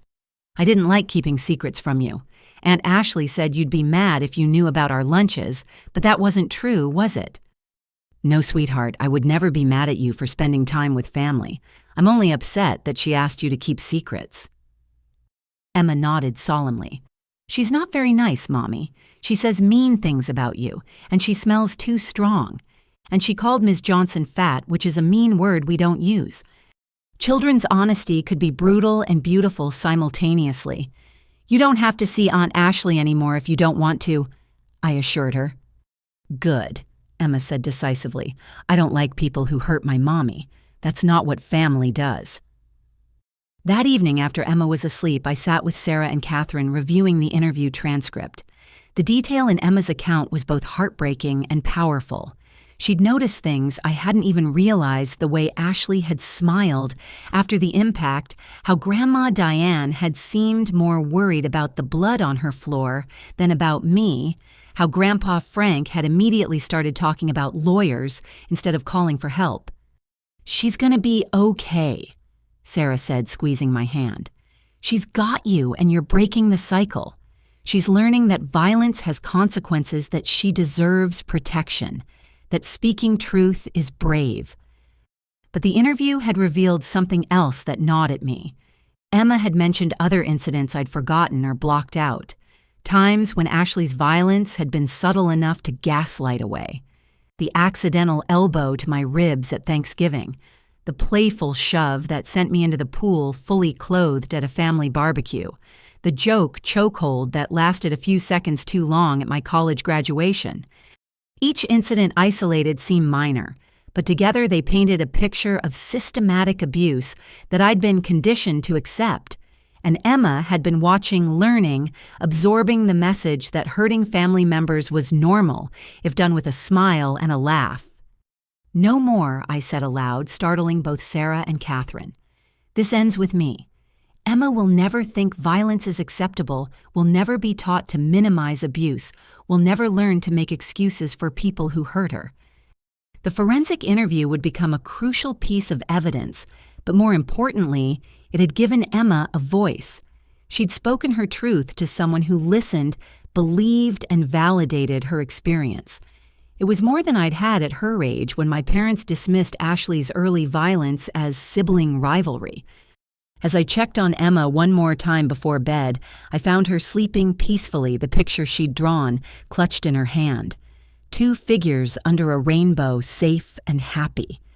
It wasn't our reality yet, we were still in the storm. But storms pass, rainbows appear, and little girls who speak truth grow into strong women who change the world.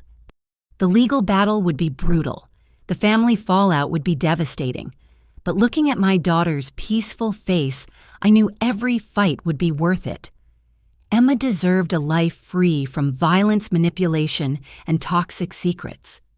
And I would give her that life even if it meant losing the family I'd been born into to protect the family I'd chosen.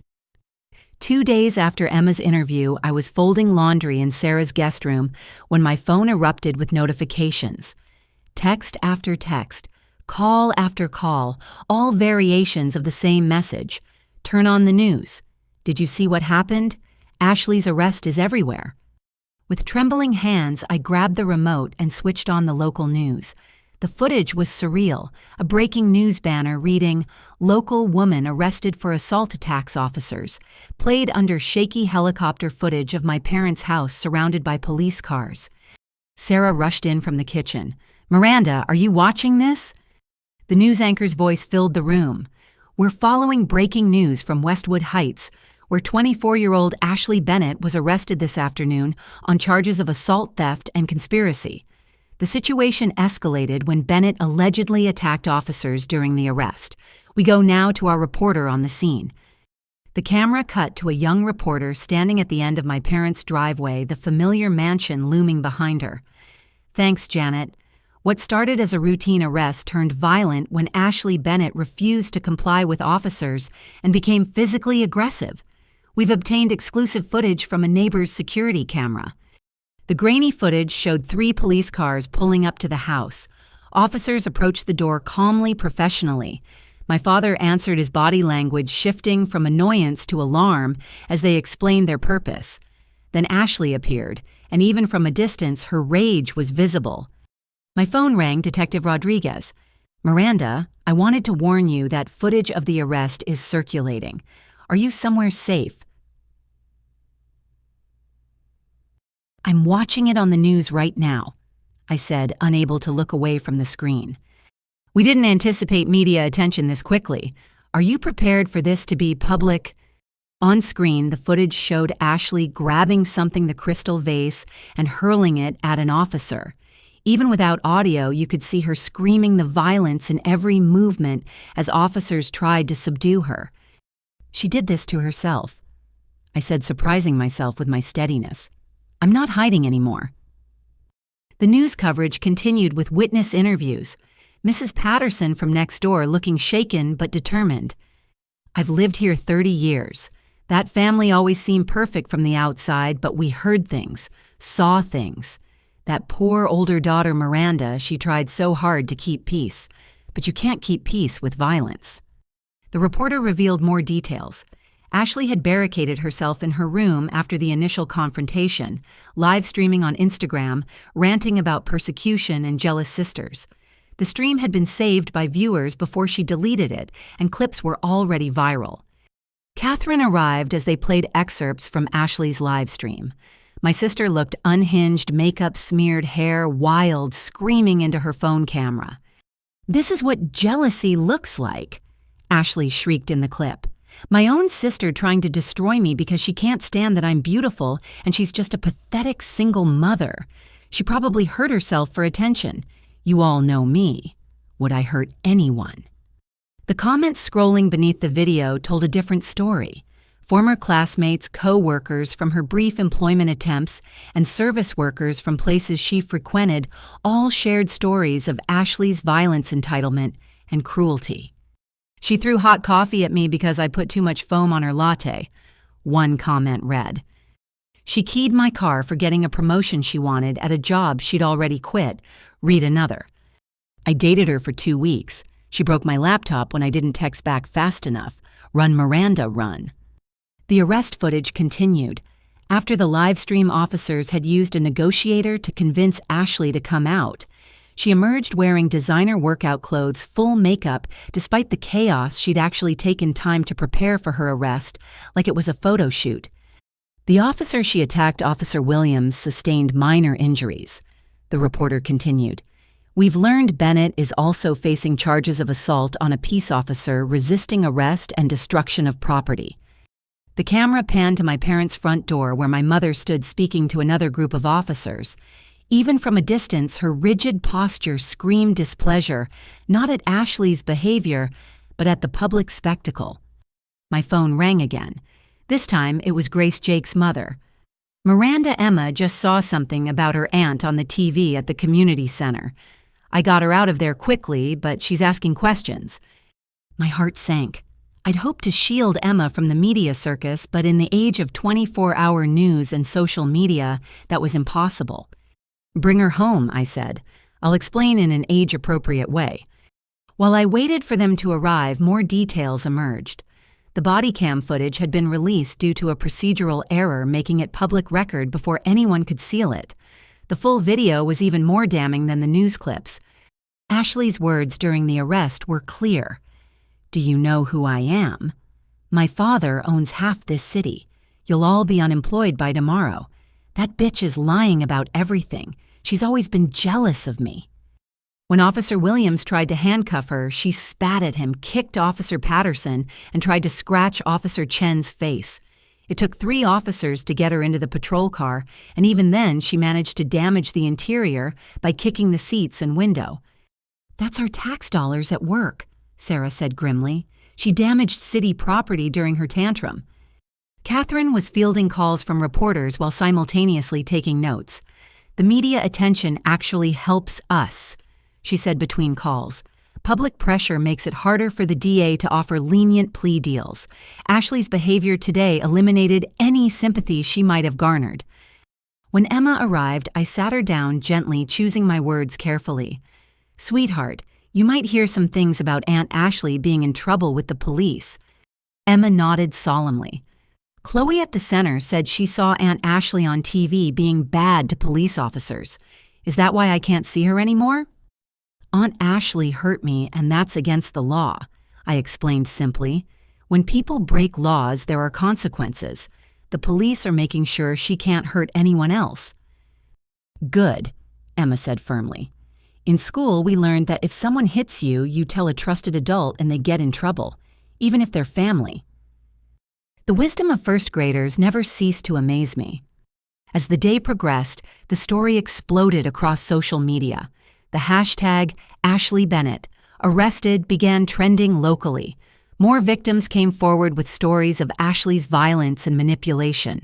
A Facebook group called Ashley Bennett Survivors gained over 1,000 members in 3 hours. My phone rang constantly. Reporters, distant relatives, old friends who'd heard the news. Catherine advised me to stay silent for now, but I did agree to one thing, a statement released through her office. My focus remains on healing and ensuring my daughter's safety. I'm grateful to law enforcement for their professional handling of this situation, and to the many people who've offered support. Violence is never acceptable regardless of family relationships. I hope my sister gets the help she clearly needs. That evening, the evening news led with the story again. They dug deeper, uncovering Ashley's history of violence through public records and interviews. The Northwestern incident, previously buried, was now public knowledge. Jennifer Walsh had given an interview describing her assault and the subsequent cover-up by my parents. They offered me $20,000 to stay quiet, Jennifer said, looking directly at the camera. I was 18, scared and alone. I took it. But seeing Miranda stand up to them, seeing her refuse to be silenced, I can't stay quiet anymore. The news also revealed that Brittany Colton had been arrested as an accessory. Her mugshot showed none of Ashley's defiance, just a scared young woman realizing that internet fame wasn't worth criminal charges. Jake called that evening, his voice tense. I saw the news. Are you and Emma okay? We're safe, I assured him, staying with Sarah. Miranda, I need to tell you something. Ashley called me last week before the arrest. She wanted me to lie to say you'd been violent with her in the past. She offered... He paused. She offered to sleep with me if I'd testify against you. The revelation shouldn't have shocked me anymore, but it did. What did you say? I recorded the call and sent it to your attorney, he said. I may have failed you as a husband, but I won't fail Emma as a father. She deserves to grow up without Ashley's poison in her life. As I hung up, I reflected on the day's events. Ashley's arrest had been everything. She was dramatic, violent, performative. She'd treated it like a reality show audition rather than the serious consequences of her actions. But the cameras she'd always craved had finally captured her true self, a violent, entitled woman who believed wealth and beauty placed her above the law. The public nature of her arrest meant no more covering up, no more family secrets, no more protecting the Bennett family image at my expense. Ashley had destroyed that image herself on camera in front of the entire city. That night, as I tucked Emma into bed, she asked, Mommy, why did Aunt Ashley hurt those police officers? Some people think rules don't apply to them, I explained. But everyone has to follow rules no matter who they are or how much money they have. Emma considered this, like how everyone has to wait their turn on the slide even if they think they're special. Exactly like that baby. As she drifted off to sleep, I realized that Ashley's public meltdown had given me an unexpected gift vindication. No one could claim I was exaggerating or being dramatic when the evidence of Ashley's violence was playing on every news channel and social media platform. The girl who'd lived for attention had finally gotten it, just not the kind she'd wanted. And for the first time in my life, I felt no obligation to protect her from the consequences of her own choices. The arrest video would follow her forever, a permanent record of who Ashley Bennett really was beneath the designer clothes and cosmetic enhancements. She'd wanted to go viral, she'd wanted fame, she'd wanted the world to see her as special. Be careful what you wish for. The Facebook notification came at 6 in the morning, 3 days after Ashley's arrest. Sarah was making breakfast while Emma watched cartoons, and I was nursing my first cup of coffee when my phone buzzed. The message was from someone named Megan Hartley, a name I didn't recognize. Hi, Miranda, you don't know me, but I was Ashley's roommate at DePaul before she dropped out. I saw the news about her arrest, and I need to tell you you're not alone. She gave me a concussion in 2019. Your parents paid me $15,000 to stay quiet. I have receipts. My hands shook as I typed back, "Would you be willing to speak with my attorney?" Within minutes, Megan replied with an enthusiastic yes and Catherine's contact information. By the time I'd finished my coffee, 3 more messages had arrived from women I'd never met, all with similar stories about Ashley. Catherine called an hour later, her voice energized. "Miranda, I've been fielding calls all morning. The media coverage of Ashley's arrest has opened floodgates. We have over a dozen people willing to testify about her violence." A dozen. I sank into Sarah's couch, overwhelmed. "And counting. I need you to come to my office. Some of these women want to meet you." I arranged for Emma to spend the day with Grace and headed to Catherine's downtown office. The conference room was already occupied. When I arrived, 5 women of varying ages, all with the same look in their eyes I saw in my own mirror. The look of someone who'd been victimized and gaslit into silence. Catherine made introductions. Megan Hartley, 26, auburn hair and nervous energy. Jennifer Walsh, who I'd heard about but never met. Lisa Chen, no relation to Officer Chen, who Ashley had attacked during arrest. Rachel Torres, who'd worked with Ashley at a boutique for exactly 3 days. And Samantha Brooks, whose story made my blood run cold. She was my best friend in high school. Samantha began, her voice steady but her hands clasped tightly. I thought her outbursts were just teenage drama. Then junior year I got picked for varsity cheerleading and she didn't. She cornered me in the locker room with a field hockey stick. My stomach dropped. The Melissa Chen incident. Samantha looked confused. No, this was a year before that. She broke 2 of my ribs and gave me a black eye. Her parents showed up at the hospital with a check for my family and an NDA. $25,000 for my silence. Wait, Jennifer interjected. I thought I was her first serious assault. The Melissa Chen thing at Northwestern. Lisa shook her head. She attacked me in middle school, slammed my head into a cafeteria table because I got a better grade on a science project. Her parents donated a new computer lab to the school, and suddenly I was clumsy and had fallen. The room fell silent as we all processed the pattern. Ashley had been violently attacking people since childhood, and our parents had been covering it up for over a decade. Catherine pulled out a timeline she'd been constructing. Based on what we've gathered so far, Ashley has violently assaulted at least 19 people that we know of, starting from age 11.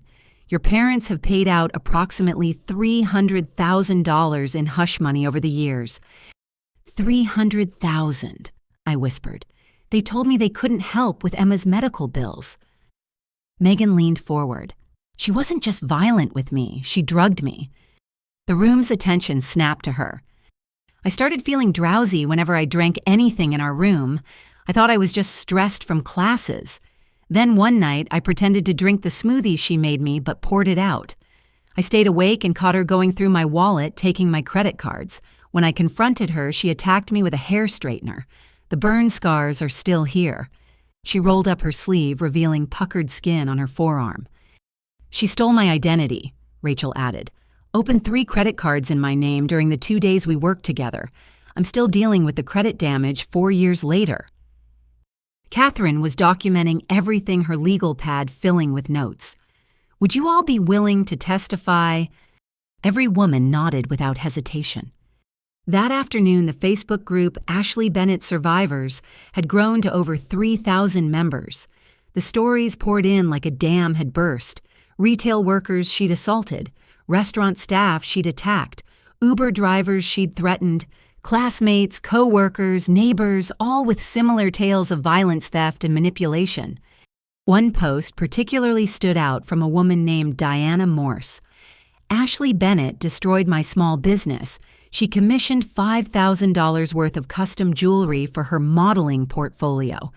then claimed they were defective and demanded a refund. When I refused, she started a smear campaign online with fake reviews. I had to close my store. Seeing her arrested felt like justice finally catching up. The local news picked up on the Facebook group that evening. They interviewed several members, their faces blurred for privacy, but their voices clear and angry. "She's been a predator in this community for years," one woman said. "Everyone in certain circles knew to avoid her, but no one spoke up because the Bennett family had money and influence." The reporter also revealed that local businesses had begun sharing security footage of Ashley's behavior. A compilation video showed her throwing drinks at baristas, knocking over displays in boutiques, and screaming at service workers. Each incident alone might have seemed like a bad day, but together they painted a picture of sustained terrorization of the service industry. My phone rang constantly. Reporters wanted statements, prosecutors wanted testimonies. But the call that surprised me most came from someone unexpected, my childhood friend Kelly, who disappeared from my life when we were 17. "Miranda, I saw the news. I'm so sorry I abandoned you," she said, her voice thick with emotion. "Ashley threatened my family when I tried to stand up for you. She said she'd tell everyone my dad was having an affair, which he was, and destroy my parents' marriage if I didn't stop being your friend. I was 17 and scared. I chose protecting my family over our friendship, and I've regretted it ever since." Another piece of my isolated life clicked into place. She drove away my friends. Not just me. Remember how your whole friend group gradually distanced themselves? Senior year, Ashley had dirt on everyone real or fabricated. She systematically isolated you so you'd have no support system. The manipulation went deeper than I'd ever imagined. Ashley hadn't just attacked me physically, she'd orchestrated my social isolation to ensure I'd have nowhere to turn. That evening, Catherine called an emergency meeting. The DA's office is taking this very seriously now. With 43 people willing to testify about Ashley's violence and criminal behavior, they're considering enhanced charges. This isn't just simple assault anymore, we're looking at potential racketeering charges for the pattern of paying off victims. Racketeering against my parents, too? Possibly. They've been operating a criminal enterprise essentially covering up violent crimes, bribing victims, intimidating witnesses. The fact that they stole from your college fund to finance this makes it even worse. As I drove back to Sarah's house, I passed my old high school. On impulse, I pulled into the parking lot, memories flooding back. How many violent incidents had happened here? How many victims had been silenced with Bennett money? My phone buzzed with a text from an unknown number. "Stop this now or you'll regret it. You have no idea what we're capable of."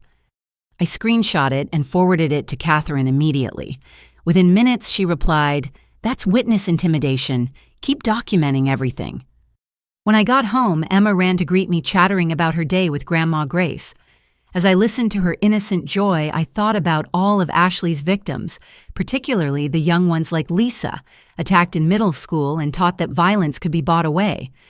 That night, after Emma was asleep, I joined the Facebook group myself. I wrote a simple post. "I'm Miranda Bennett Ashley's older sister and recent victim. For 28 years, I made excuses for her violence. I normalized it, minimized it, and enabled it through my silence. I'm sorry for everyone she hurt while I looked the other way. Thank you for your courage in speaking up. Together we're ensuring she can't hurt anyone else." The response was immediate and overwhelming. Hundreds of comments poured in support, shared pain, and most importantly, stories of how speaking up had helped them heal. Some had been carrying their trauma for over a decade, believing they were alone. By midnight, 3 local news stations had picked up the story of the Facebook group. The headline had shifted from "Local Woman Arrested for Assault" to "Alleged Pattern of Violence, Spanning Decades Emerges Against Bennett Family." Ashley had wanted to be famous, to be known, to have everyone talking about her. She'd achieved that goal, just not how she'd envisioned. She wasn't a beautiful influencer or successful model. She was the face of privileged violence, the poster child for what happens when wealth enables cruelty.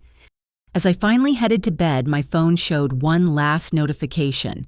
It was from Detective Rodriguez. Wanted you to know, based on the community response and evidence gathered, the DA is filing 37 separate charges against Ashley.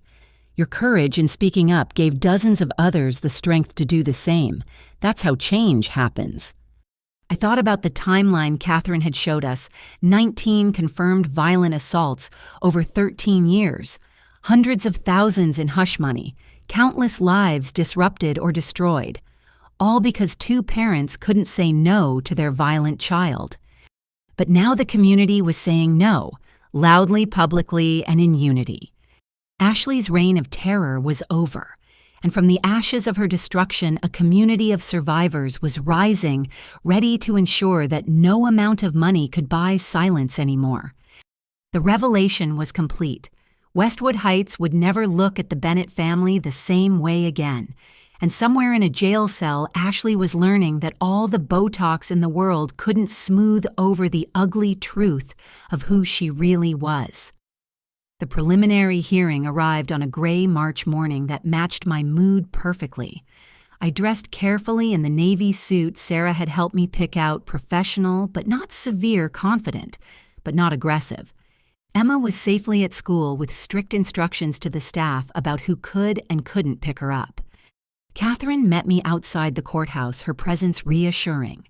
Remember, today is just to determine if there's enough evidence for trial, but with 43 witnesses and mountains of documentation, that's essentially guaranteed. The courthouse steps were crowded with media. Someone had leaked the hearing date, and reporters clustered like hungry wolves. We pushed through Catherine, deflecting questions with practiced ease. Inside the courtroom, I saw my family for the first time since that hospital visit. My parents sat behind the defense table, my mother in designer black, as if attending a funeral for her reputation. My father's face was stony, his businessman's mask firmly in place, but it was Ashley who drew my attention. She'd clearly prepared for her appearance like a movie premiere. Professional hair and makeup couldn't quite hide the orange tint of jail clothing, but she'd tried. She sat between two attorneys, not one, but two high-priced lawyers my parents had hired. When she saw me, her carefully composed expression flickered, revealing pure hatred before smoothing back into practiced innocence. "Don't look at her," Catherine whispered. "She wants to intimidate you." The courtroom filled quickly. I recognized many faces from the Facebook group women who'd driven hours to witness Ashley finally face consequences. Jennifer Walsh sat 2 rows behind me, offering a supportive nod. Megan Hartley was there, as were several others who'd shared their stories. Judge Patricia Harrison entered, a woman in her 60s with sharp eyes that seemed to miss nothing. She reviewed the charges, a litany that took the clerk nearly 5 minutes to read. Assault with intent to cause serious bodily harm, theft, identity fraud, conspiracy, witness intimidation. The list went on.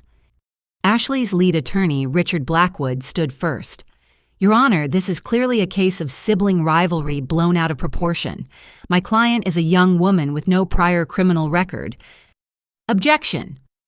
The prosecutor, ADA Michael Torres, interrupted. "The defendant has an extensive juvenile record that was sealed." Judge Harrison's eyebrows rose. "We'll be examining that record in chambers, Mr. Blackwood. Continue." Blackwood recovered smoothly. "Ms. Bennett has strong community ties, no flight risk, and these allegations are largely based on hearsay and vindictive claims from individuals with personal grievances." "Your Honor." ADA Torres stood again. "We have video evidence, medical documentation, and 43 witnesses prepared to testify about a pattern of violence spanning over a decade." 43. Judge Harrison's voice sharpened. "Mr. Torres, please elaborate." What followed was a masterclass in prosecution. Torres methodically presented evidence, the security footage of my assault officer Williams' body cam footage of Ashley attacking him, financial records showing the theft from my account. But the most damaging was a compilation video created from various security cameras around town, showing Ashley's violence against service workers over the years. "This isn't an isolated incident," Torres argued.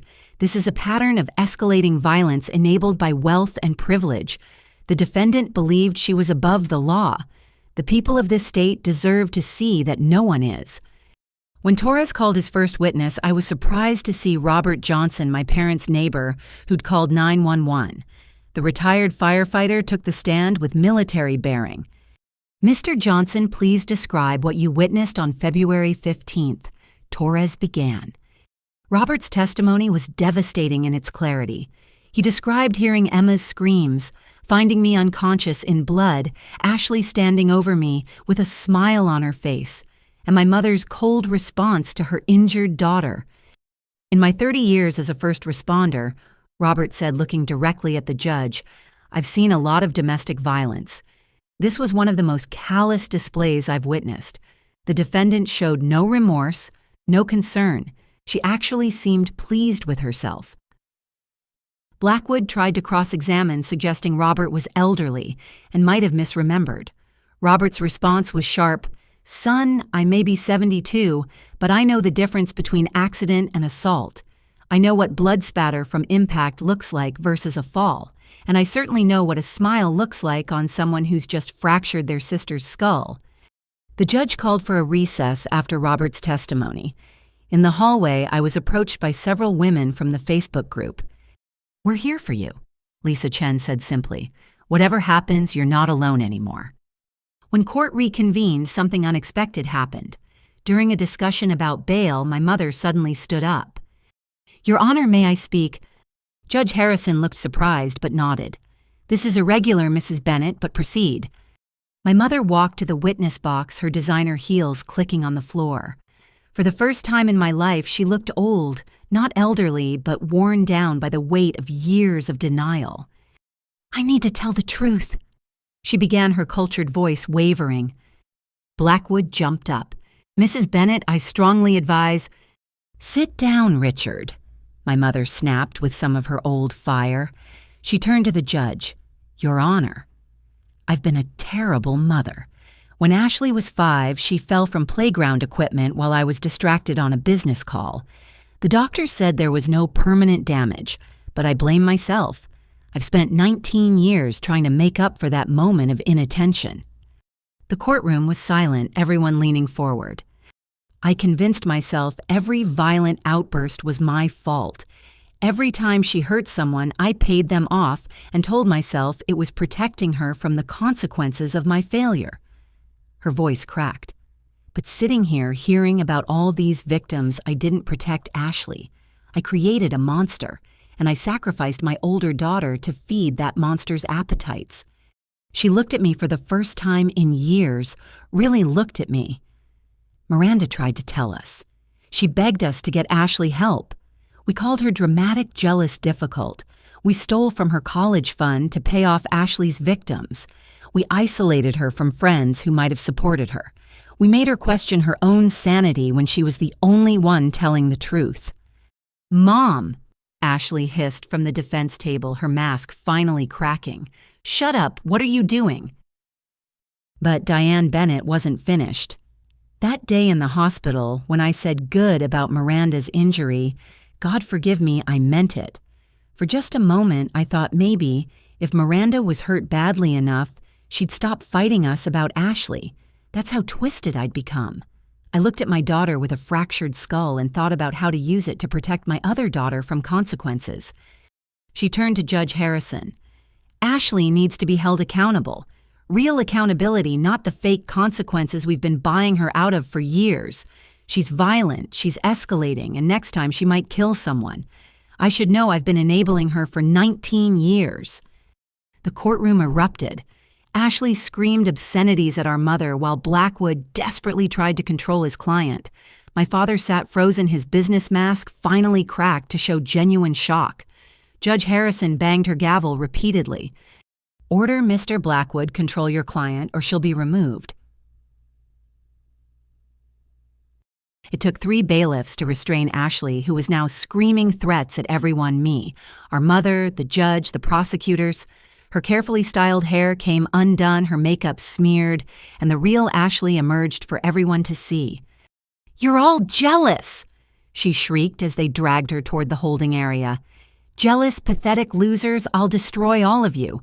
Daddy, do something, make them stop." But Frank Bennett seemed to have aged a decade in 10 minutes. He stared at his younger daughter as if seeing her for the first time, then slowly shook his head. After Ashley was removed and order restored, Judge Harrison made her ruling. Based on the evidence presented and the defendant's behavior in this courtroom, I find more than sufficient cause to proceed to trial.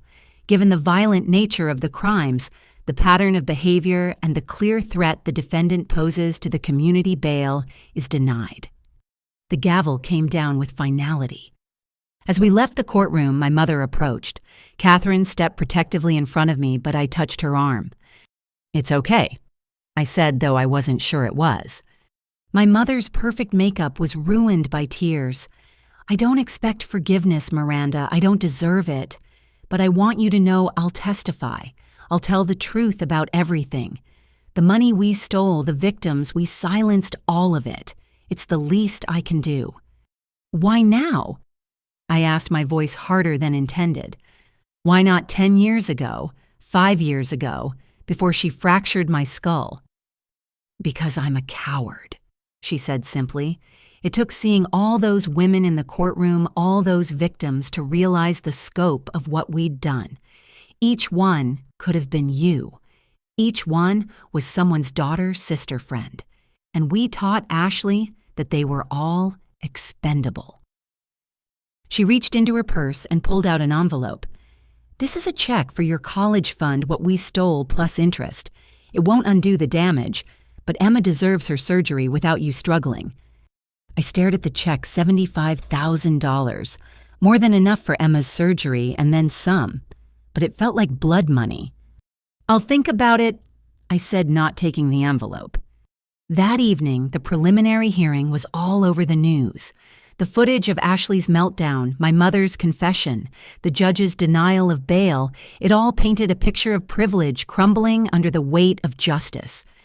The Facebook group exploded with celebration and support. Women who'd been silenced for years felt vindicated. Some shared that seeing Ashley dragged away screaming had given them their first good night's sleep since their assaults. Emma was full of questions when I picked her up from school. Some classmates had heard their parents talking about the Bennett family scandal. "Is Aunt Ashley going to jail?" she asked as we drove to Sarah's. "The judge will decide that after a trial," I explained carefully, "but she'll stay in jail until then because she's not safe to be around people." Emma considered this. "Good. Jail has timeouts for grown-ups who don't follow rules, right?" "Something like that, baby." That night, as I tucked her in, Emma said something that broke and healed my heart simultaneously. "Mommy, I'm proud of you for telling the truth, even when it was scary and made Grandma and Grandpa mad. Ms. Johnson says that's what brave looks like." I kissed her forehead, fighting back tears. "Thank you, sweetheart. Now get some sleep." As I sat in Sarah's living room that night processing the day's events, I realized something had fundamentally shifted. My mother's public confession had shattered the Bennett family facade permanently. There was no going back to pretending we were perfect no more, covering Ashley's violence with money and threats. The trial would be brutal. Ashley's defense team would attack my character, my parenting, my motives. They'd dig up every mistake I'd ever made and weaponize it. But none of that mattered anymore. What mattered was that courtroom full of women who'd found their voices. What mattered was Emma learning that violence has consequences. What mattered was breaking the cycle of enablement that had created Ashley. My mother had asked why I couldn't have stopped this sooner. The truth was, I'd tried. But one voice against a wall of money and denial barely makes a whisper. It took 43 voices shouting together to break through. Now the whole world was listening, and Ashley's reign of terror was finally over. The call came on a Tuesday afternoon exactly 1 week after the preliminary hearing. I was reviewing medical bills when Sarah handed me my phone with a strange expression. "It's Jake," she said quietly. I stared at the phone like it might bite. Jake and I had managed co-parenting communications through text and brief calls about Emma, but he'd requested this conversation be in person with Catherine present. "Miranda."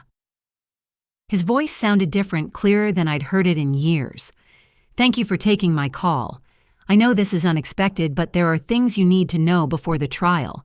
Things about Ashley that I should have told you years ago." 2 days later, I sat in Catherine's conference room watching my ex-husband enter with visible nervousness. Jake looked healthier than he had during our marriage, the puffiness gone from his face, his eyes clear. Sobriety suited him. "Thank you for agreeing to meet," he began, settling across from me.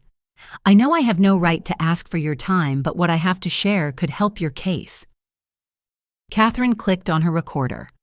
"Mr. Bennett, excuse me. Mr. Sullivan, please state your name for the record." "Jacob Andrew Sullivan. I was married to Miranda Bennett from 2015 to 2022. And you're here voluntarily to provide information about Ashley Bennett." "Yes." Jake's hands clasped and unclasped on the table. "I've been sober for 18 months. Part of recovery is making amends, but more importantly, it's about preventing further harm. Ashley is dangerous, more dangerous than even Miranda knows." He pulled out a folder, sliding it across to Catherine. "These are text messages, emails, and voicemails from Ashley spanning our entire marriage. I saved them on the advice of my sponsor, who recognized them as evidence of sustained harassment." Catherine began reviewing the documents, her expression growing increasingly grim. "Jake, can you summarize what we're looking at?" Jake took a deep breath. "Ashley began making advances toward me the night Miranda and I got engaged. She cornered me at the celebration dinner, said Miranda didn't deserve me, and tried to kiss me. When I rejected her, she laughed it off as a joke, but it escalated from there. I felt sick. You never told me. I was 26 and stupid. I thought I could handle it." He met my eyes with genuine remorse. "I thought telling you would hurt you unnecessarily. Instead, my silence let her poison our marriage from the inside." Catherine pulled out a printed email. "This is dated 3 months after your wedding." Jake nodded. "Ashley sent that after Miranda and I had our first real fight about money. She offered to comfort me, said she understood how difficult Miranda could be about finances. She suggested meeting at a hotel." "What did you do?" I asked, my voice smaller than intended. "I deleted it and avoided her for months, but she was relentless." He gestured to the folder. "Every family gathering, she'd find moments alone with me. Touch my arm, whisper things about how much better she'd treat me. When I kept rejecting her, she changed tactics." Catherine held up another document. "These texts from 2019, she's claiming Miranda is having an affair. She started sending me evidence of Miranda cheating, photos taken out of context, Miranda laughing with a male coworker getting coffee with her boss. She'd add commentary about how naive I was, how everyone knew but me." Jake's voice cracked. "I didn't believe her at first, but when you're already insecure, when your wife is working 2 jobs and you're feeling neglected, that poison starts to seep in. I remembered that period working constantly to cover expenses while Jake struggled to find steady employment. Coming home exhausted to accusations and sulking, I thought it was just stress." "Show her the voicemail," Catherine said quietly. Jake pulled out his phone, his face flushed with shame. This was left while Miranda was in labor with Emma. Ashley's voice filled the room, slurred and vicious. "Hey, Jake, just thinking about you while my sister pushes out your brat. You could have had me, you know. I wouldn't have gotten fat and gross. I would have stayed beautiful for you. It's not too late. Meet me in the parking lot. We can have our own celebration while Miranda's distracted. She'll never know. Come on, you know you've thought about it. I've seen how you look at me." The recording ended. Silence stretched between us. "I was in the delivery room with you," Jake said quietly, "holding your hand while our daughter was born, and my phone was buzzing with messages from your sister trying to seduce me. The manipulation, the timing, it was evil." "Why didn't you tell me?" I asked, anger finally breaking through shock. "Because you'd just given birth. Because your parents already made you feel inadequate. Because I thought I was protecting you." He laughed bitterly.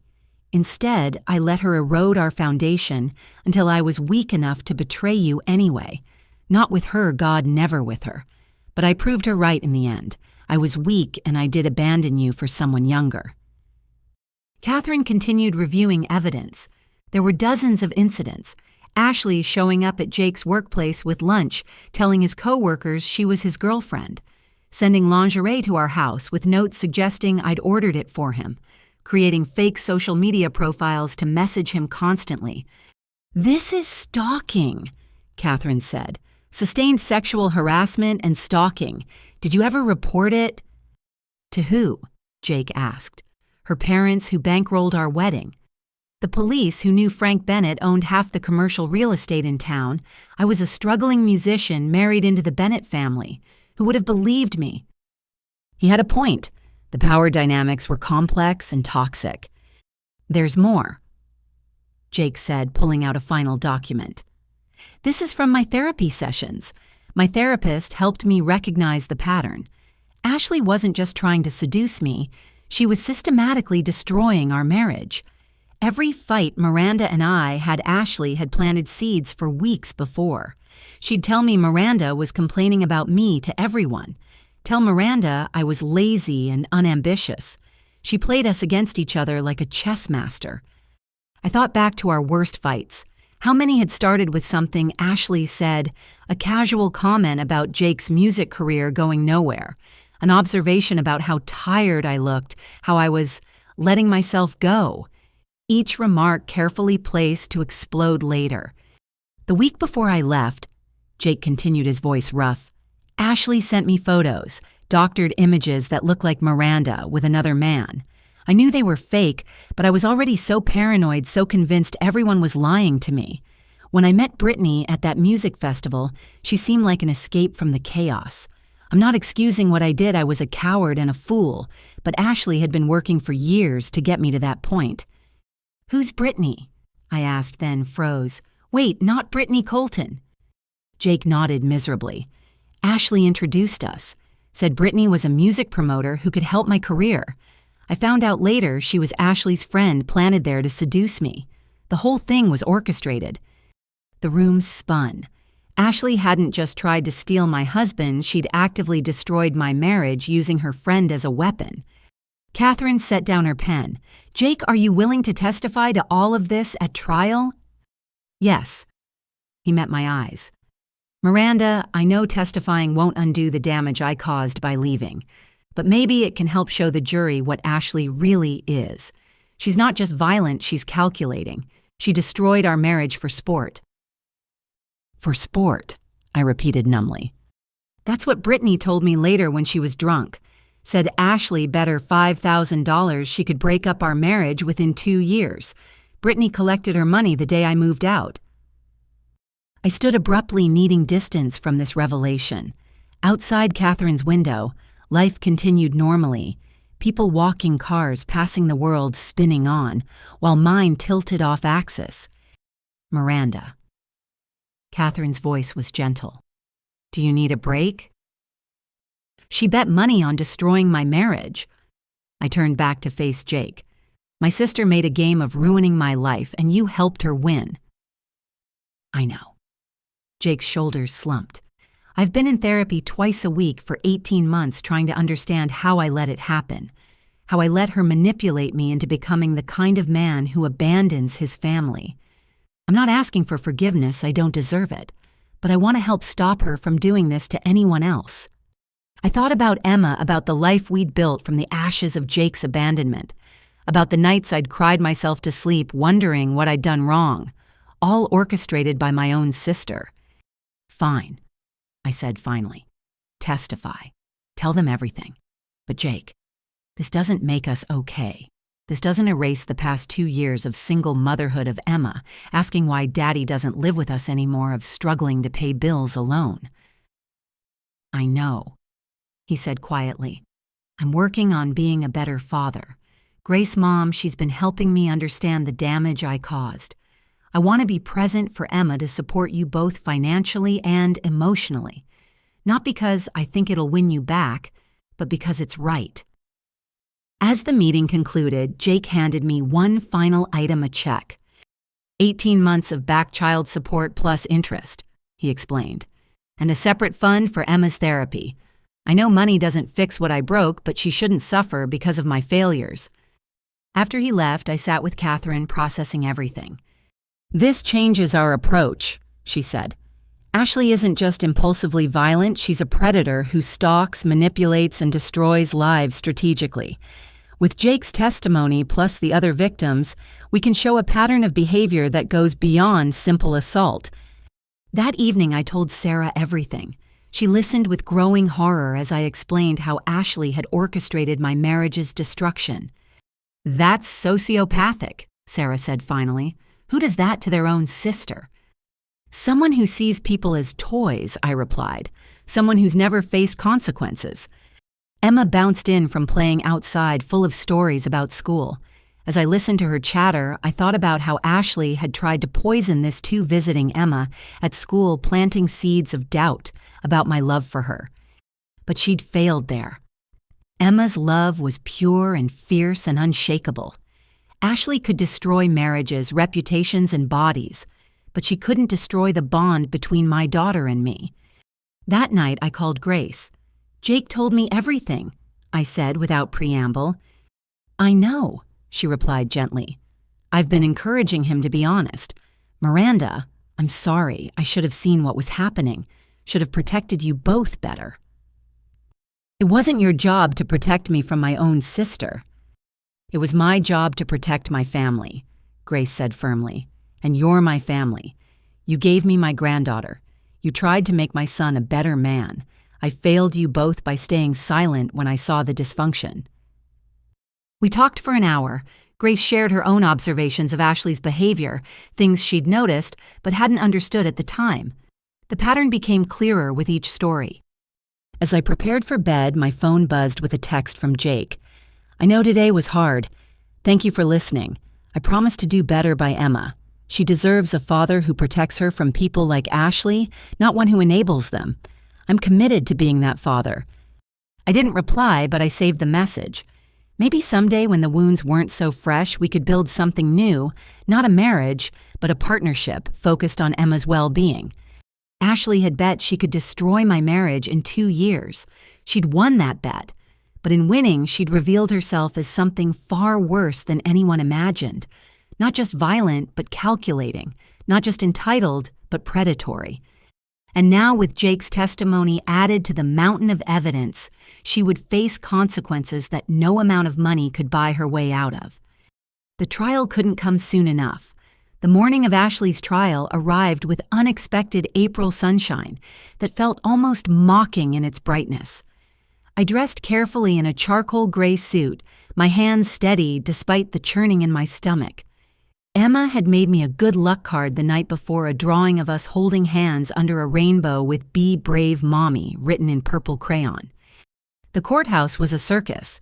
Media vans lined the street, reporters thrust microphones at anyone who looked connected to the case. The story had evolved from local interest to national news. Wealthy sister's violent rampage and Facebook group exposes years of covered-up crimes had become regular headlines. Catherine met me at a side entrance flanked by security. "Ready?" she asked, though we both knew ready was relative. Inside, the courtroom was packed. The first 3 rows behind the prosecution were filled with Ashley's victims, women who'd driven from neighboring states to witness justice. Jennifer Walsh sat next to Megan Hartley. Lisa Chen was there along with Diana Morse, whose jewelry business Ashley had destroyed. 43 women who'd found their voices and refused to be silenced anymore. My parents sat behind the defense table, my father in an expensive suit that couldn't hide his diminished presence. My mother looked like she'd aged years in the weeks since her courtroom confession. They didn't make eye contact with me. Ashley entered in shackles, and I barely recognized her. The weeks in jail without access to her beauty regimen had revealed the person beneath the polish. Her roots were showing her face bare of makeup, her nails broken and unmanicured. But it was her expression that was most changed, the confident smirk replaced by something feral and cornered. Judge Harrison presided again, her presence commanding respect. The jury selection had been contentious, finding 12 people in our community who hadn't formed opinions about the Bennett family scandal proved challenging. But eventually, a diverse group was seated. Teachers, retail workers, a nurse, a mechanic, people who understood working for a living. Adam Michael Torres opened with a statement that cut straight to the heart of the matter. Ladies and gentlemen of the jury, this case isn't just about assault. It's about a pattern of violence spanning 15 years enabled by wealth and privilege. You'll hear from 43 victims. You'll see financial records showing hundreds of thousands in hush money. You'll watch video evidence of the defendant fracturing her own sister's skull over a request for cosmetic surgery money.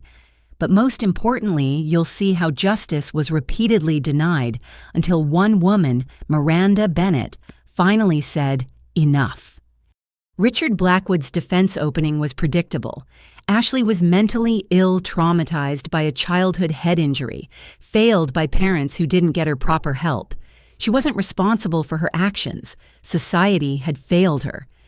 Ashley Bennett is a victim too, he argued. A victim of parental neglect, of untreated mental illness, of a society that values wealth over well-being. Her actions, while regrettable, stem from a place of pain, not malice. I watched Ashley's face during his statement. She nodded along, playing the victim, perfectly occasionally dabbing at dry eyes with a tissue. The prosecution's case unfolded methodically. First came the medical evidence. Dr. Patterson took the stand, explaining my injuries with clinical precision. The skull fracture could have been fatal. Millimeters difference in impact location might have caused permanent brain damage or death. In my professional opinion, he stated this was not a simple push or accidental fall. The force required to cause this fracture pattern indicates deliberate violent action. The security footage played next. The courtroom watched in silence as Ashley grabbed my hair, yanked me down, and slammed my head against marble. The sound of impact echoed in the quiet room. Several jury members flinched. Then came Emma's forensic interview.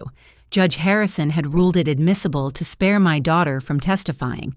Her young voice filled the courtroom, describing what she'd witnessed with heartbreaking clarity. When she talked about trying to wake me up about the blood making her hands sticky, one juror wiped away tears. Detective Rodriguez testified about the investigation, presenting Ashley's revenge journal and the evidence of premeditation. The text messages between Ashley and Brittany planning the assault were particularly damning. But the most powerful testimony came from the victims. One by one, 43 women took the stand. Each told their story, the violence, the payoffs, the threats to stay silent. The pattern was undeniable. Jennifer Walsh. She hit me with a field hockey stick because I got elected to student government and she didn't. My parents needed that $20,000 for my siblings' education, but they took it to keep me safe from the Bennetts. Megan Hartley, she drugged me repeatedly, then attacked me with a hair straightener when I caught her stealing. The burn scars are permanent. The Bennetts offered $15,000 for my silence. I was 19 and terrified. Lisa Chen. I was 12 when she slammed my head into a cafeteria table. 12 years old. The school suddenly got a new computer lab and I got a story about being clumsy. Diana Morse broke down, describing how Ashley destroyed her small business. She didn't just want a refund. She wanted to destroy me for daring to stand up to her. She succeeded. 5 years of building my dream gone because I wouldn't bow to a Bennett. Each story added weight to the prosecution's argument. This wasn't isolated behavior, but systematic predation protected by wealth. Jake's testimony caused the biggest stir. He entered looking genuinely remorseful, speaking clearly about Ashley's campaign to destroy our marriage. He played the voicemail she'd left while I was in labor with Emma. The jury's disgust was visible.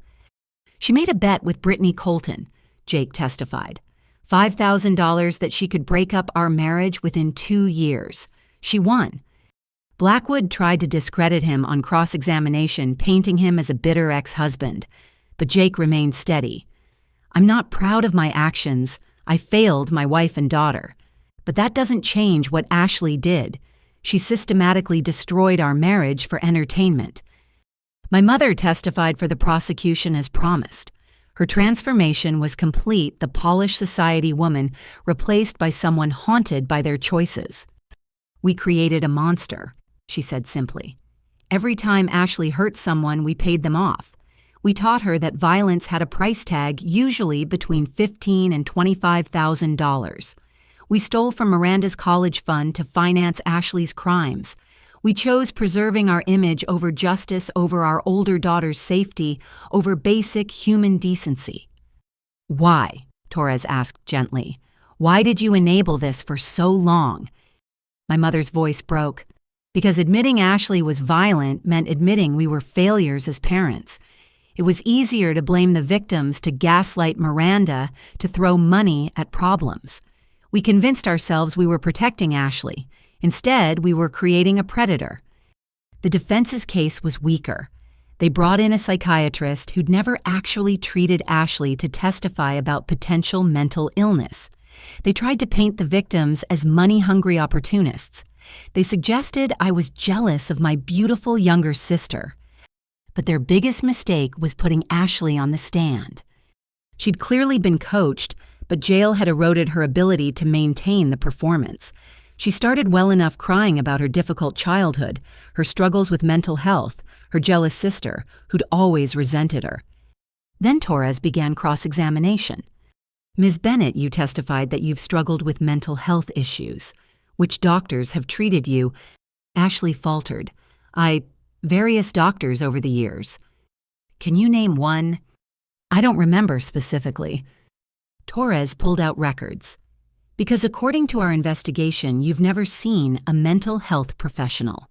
Your parents tried to arrange therapy after the Melissa Chen incident, when you were 15, but you refused to attend after 2 sessions. Those doctors didn't understand me. Ashley snapped the mask, slipping. Like the 43 women who testified didn't understand you. They're lying. They're all jealous, pathetic liars who want money. All 43 are lying. Torres's voice was incredulous. The security footage is lying. The medical records are lying. Your own journal is lying. Ashley's composure cracked completely. You don't understand what it's like. Miranda got everything. The grades, the friends, the baby. All I wanted was to be beautiful, to be special, and she couldn't even give me $3,000. So you fractured her skull. She deserved it. Ashley screamed, then caught herself, but it was too late. The courtroom erupted. Judge Harrison banged her gavel as Ashley tried to backtrack, claiming she misspoke, that she was emotional.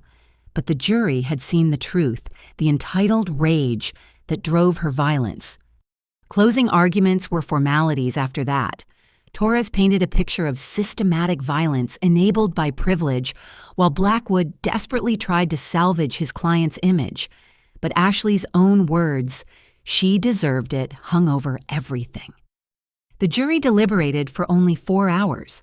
As we waited, the victims' group sat together sharing stories, supporting each other. These women who'd been isolated by Bennett money had found community in their shared trauma. When the verdict came, Ashley stood with her attorneys trying to project confidence. On the charge of assault with intent to cause great bodily harm, we find the defendant guilty. On the charge of grand theft, we find the defendant guilty. On the charge of identity fraud, we find the defendant guilty. The guilty verdicts continued for all 37 charges. With each one, Ashley seemed to shrink. By the end, she was sobbing real tears this time, the tears of someone finally facing consequences. Judge Harrison set sentencing for 2 weeks later. As court officers led Ashley away, she turned to look at our parents. "Daddy, fix this," she cried, reverting to the child who'd always been saved from her actions. But Frank Bennett just shook his head, looking every one of his 70 years. Outside the courthouse, the victims' group gathered. 43 women who'd been silenced now stood together in victory. The media was there, but this time we welcomed it. These women deserved to have their voices heard. Justice was served today, Jennifer Walsh told reporters. Not just for Miranda, but for all of us who were told our pain was worth less than the Bennett family reputation. I stood with my arms around several of the women, feeling a bond forged in shared trauma and triumph. We'd done it. We'd held Ashley accountable despite the money, the lawyers, the gaslighting.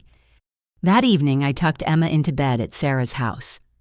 "Is it over, Mommy?" she asked. "Is Aunt Ashley going to jail for her big time out?" "Yes, baby. The jury decided she needs consequences for hurting people." Emma nodded solemnly. "Good. Maybe when she gets out, she'll know better. Like when I had time out for hitting Chloe and then I learned to use my words instead. If only it were that simple." But I kissed her goodnight, letting her maintain faith in redemption and second chances. She'd learn soon enough that some people choose cruelty even when they know better. The trial was over. Justice had been served. But as I sat in Sarah's living room that night, I knew the hardest part was still coming. Rebuilding a life free from the toxic dynamics that had defined my existence for 28 years. Ashley was going to prison. My parents' reputation was destroyed. Jake was trying to make amends. And I was free, truly free for the first time in my life to build something new from the ashes of what my family had burned down. The verdict was guilty, but more importantly, the verdict was freedom. The 2 weeks between verdict and sentencing passed in a blur of media attention and personal reflection. Ashley's conviction had become national news, with think pieces about privilege, family violence, and the power of social media to give victims a voice. The Facebook group had grown to over 10,000 members, becoming a support network for survivors of family violence worldwide. The morning of sentencing arrived with spring rain that felt appropriate, washing away the old making room for new growth.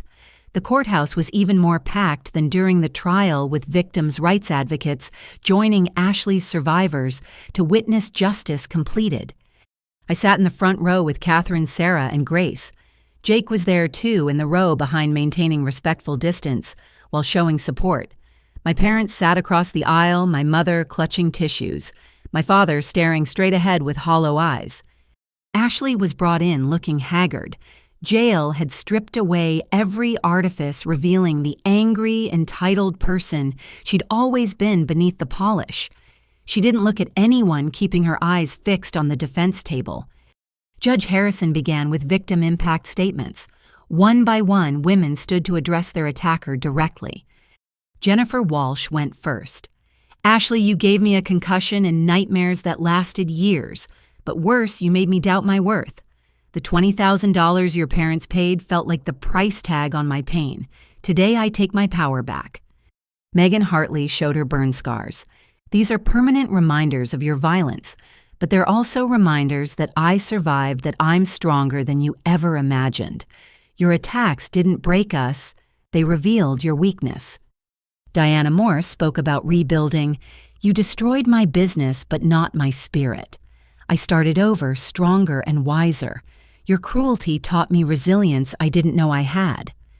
Each statement added weight to the room.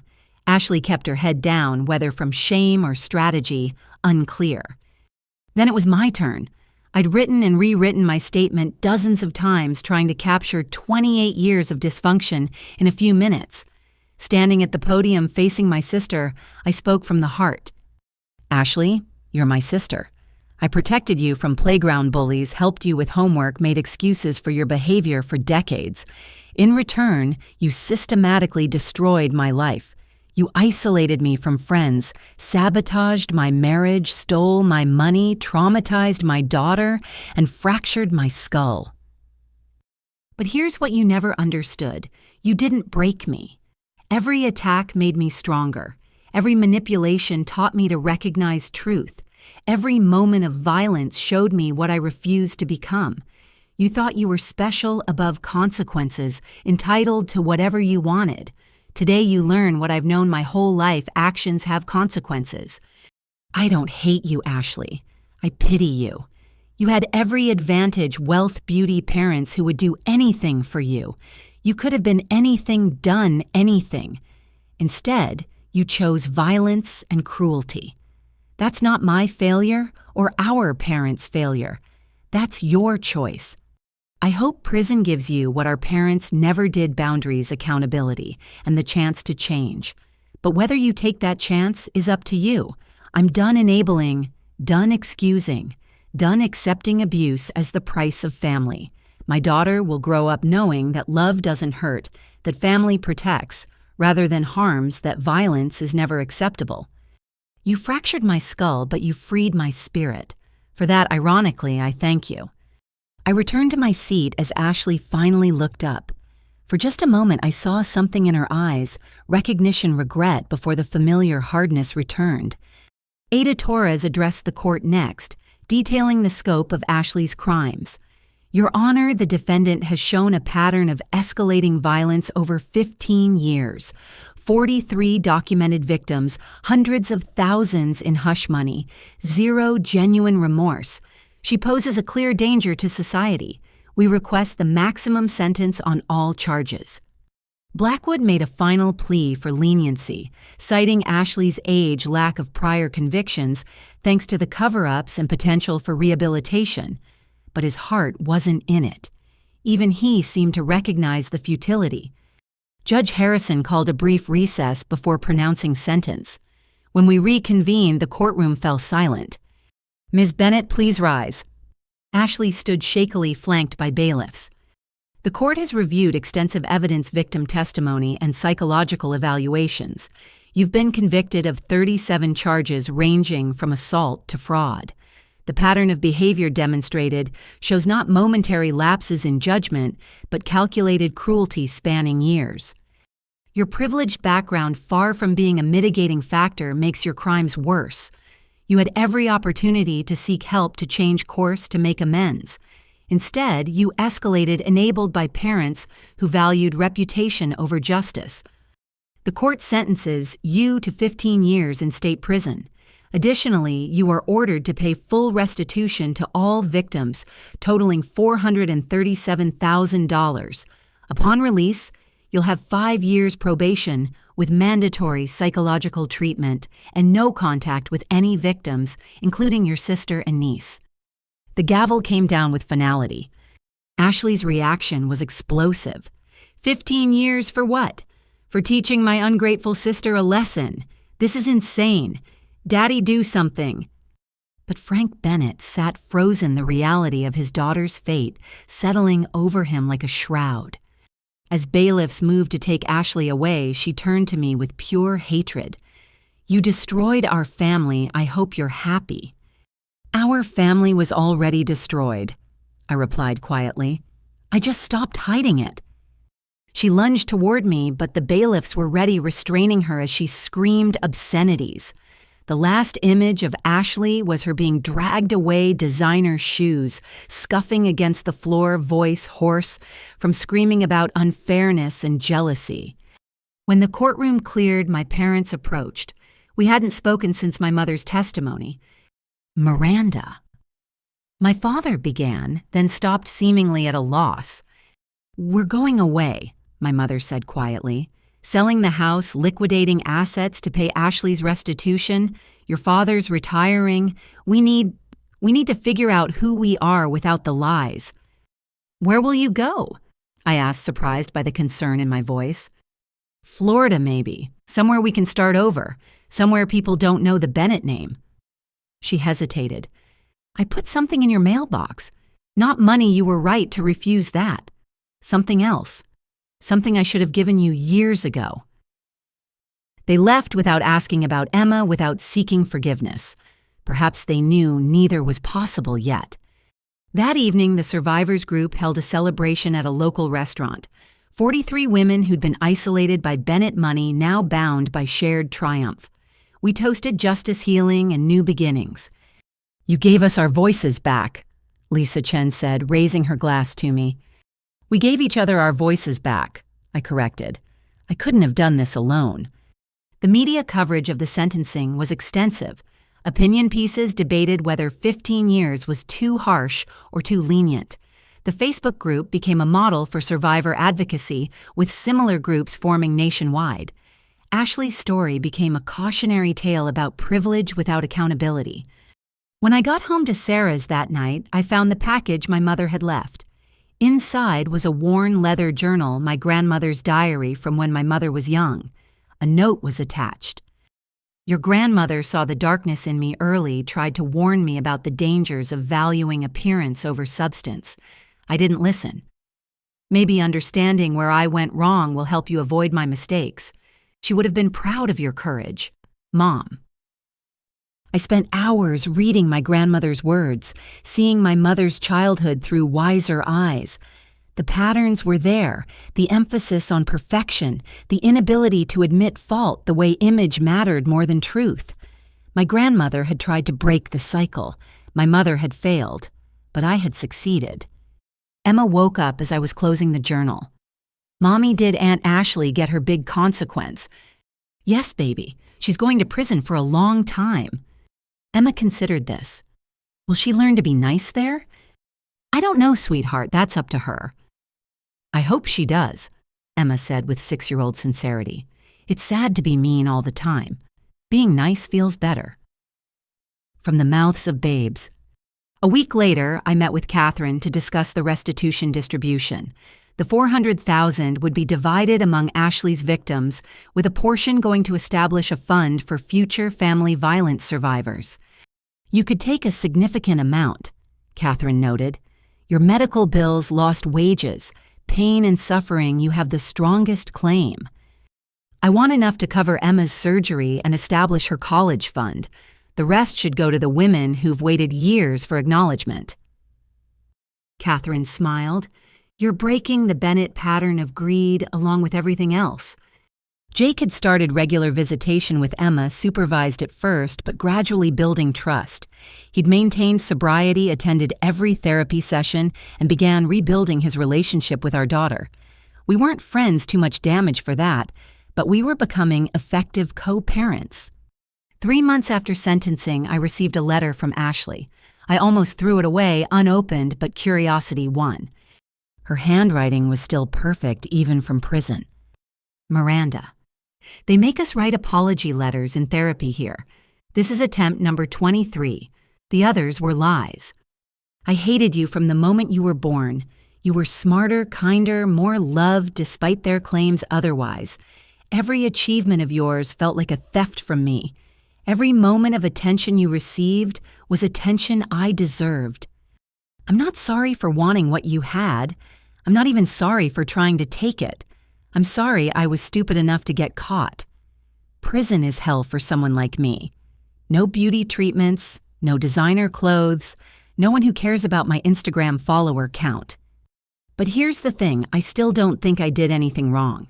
Those women were weak. You were weak. The fact that you all banded together doesn't make you strong. It makes you pathetic sheep who needed a group to take down one wolf. 15 years is a long time. Long enough to plan exactly how I'll destroy you when I get out. You, Emma, everyone who testified against me. I have nothing but time to plan. Consider this your warning, Ashley. P.S. The therapist will probably read this before it's sent. Hi, Dr. Martin. Yes, I know this isn't the apology you wanted, but at least it's honest. I showed the letter to Catherine, who immediately filed it as evidence of continued threat. Ashley had violated her no-contact order and shown zero rehabilitation. The letter would ensure she served every day of her sentence without early release. But the letter also freed me from any lingering guilt. Ashley wasn't sick or misunderstood or failed by the system. She was exactly what she'd always been, a predator who felt entitled to destroy others for sport. Prison wouldn't rehabilitate her because she didn't want rehabilitation. That night, I made a decision. Sarah had offered to convert her garage into an apartment for Emma and me to stay long-term. I'd been hesitant, not wanting to impose, but looking at the letter, at the threat it contained, I knew Emma and I needed a stable, secure home surrounded by genuine love.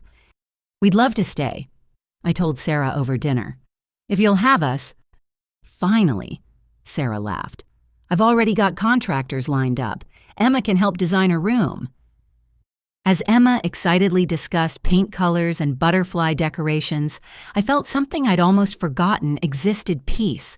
Not the fake peace of managing Ashley's moods or meeting my parents' expectations, but real peace. Safety. Home. The verdict had been guilty.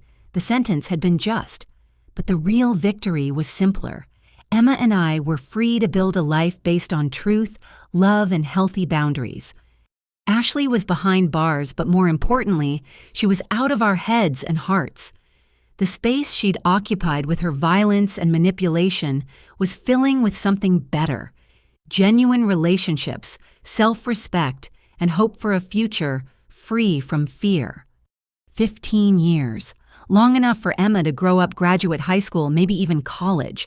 Long enough to build a life so solid that whatever revenge Ashley plotted would bounce off like rain on granite.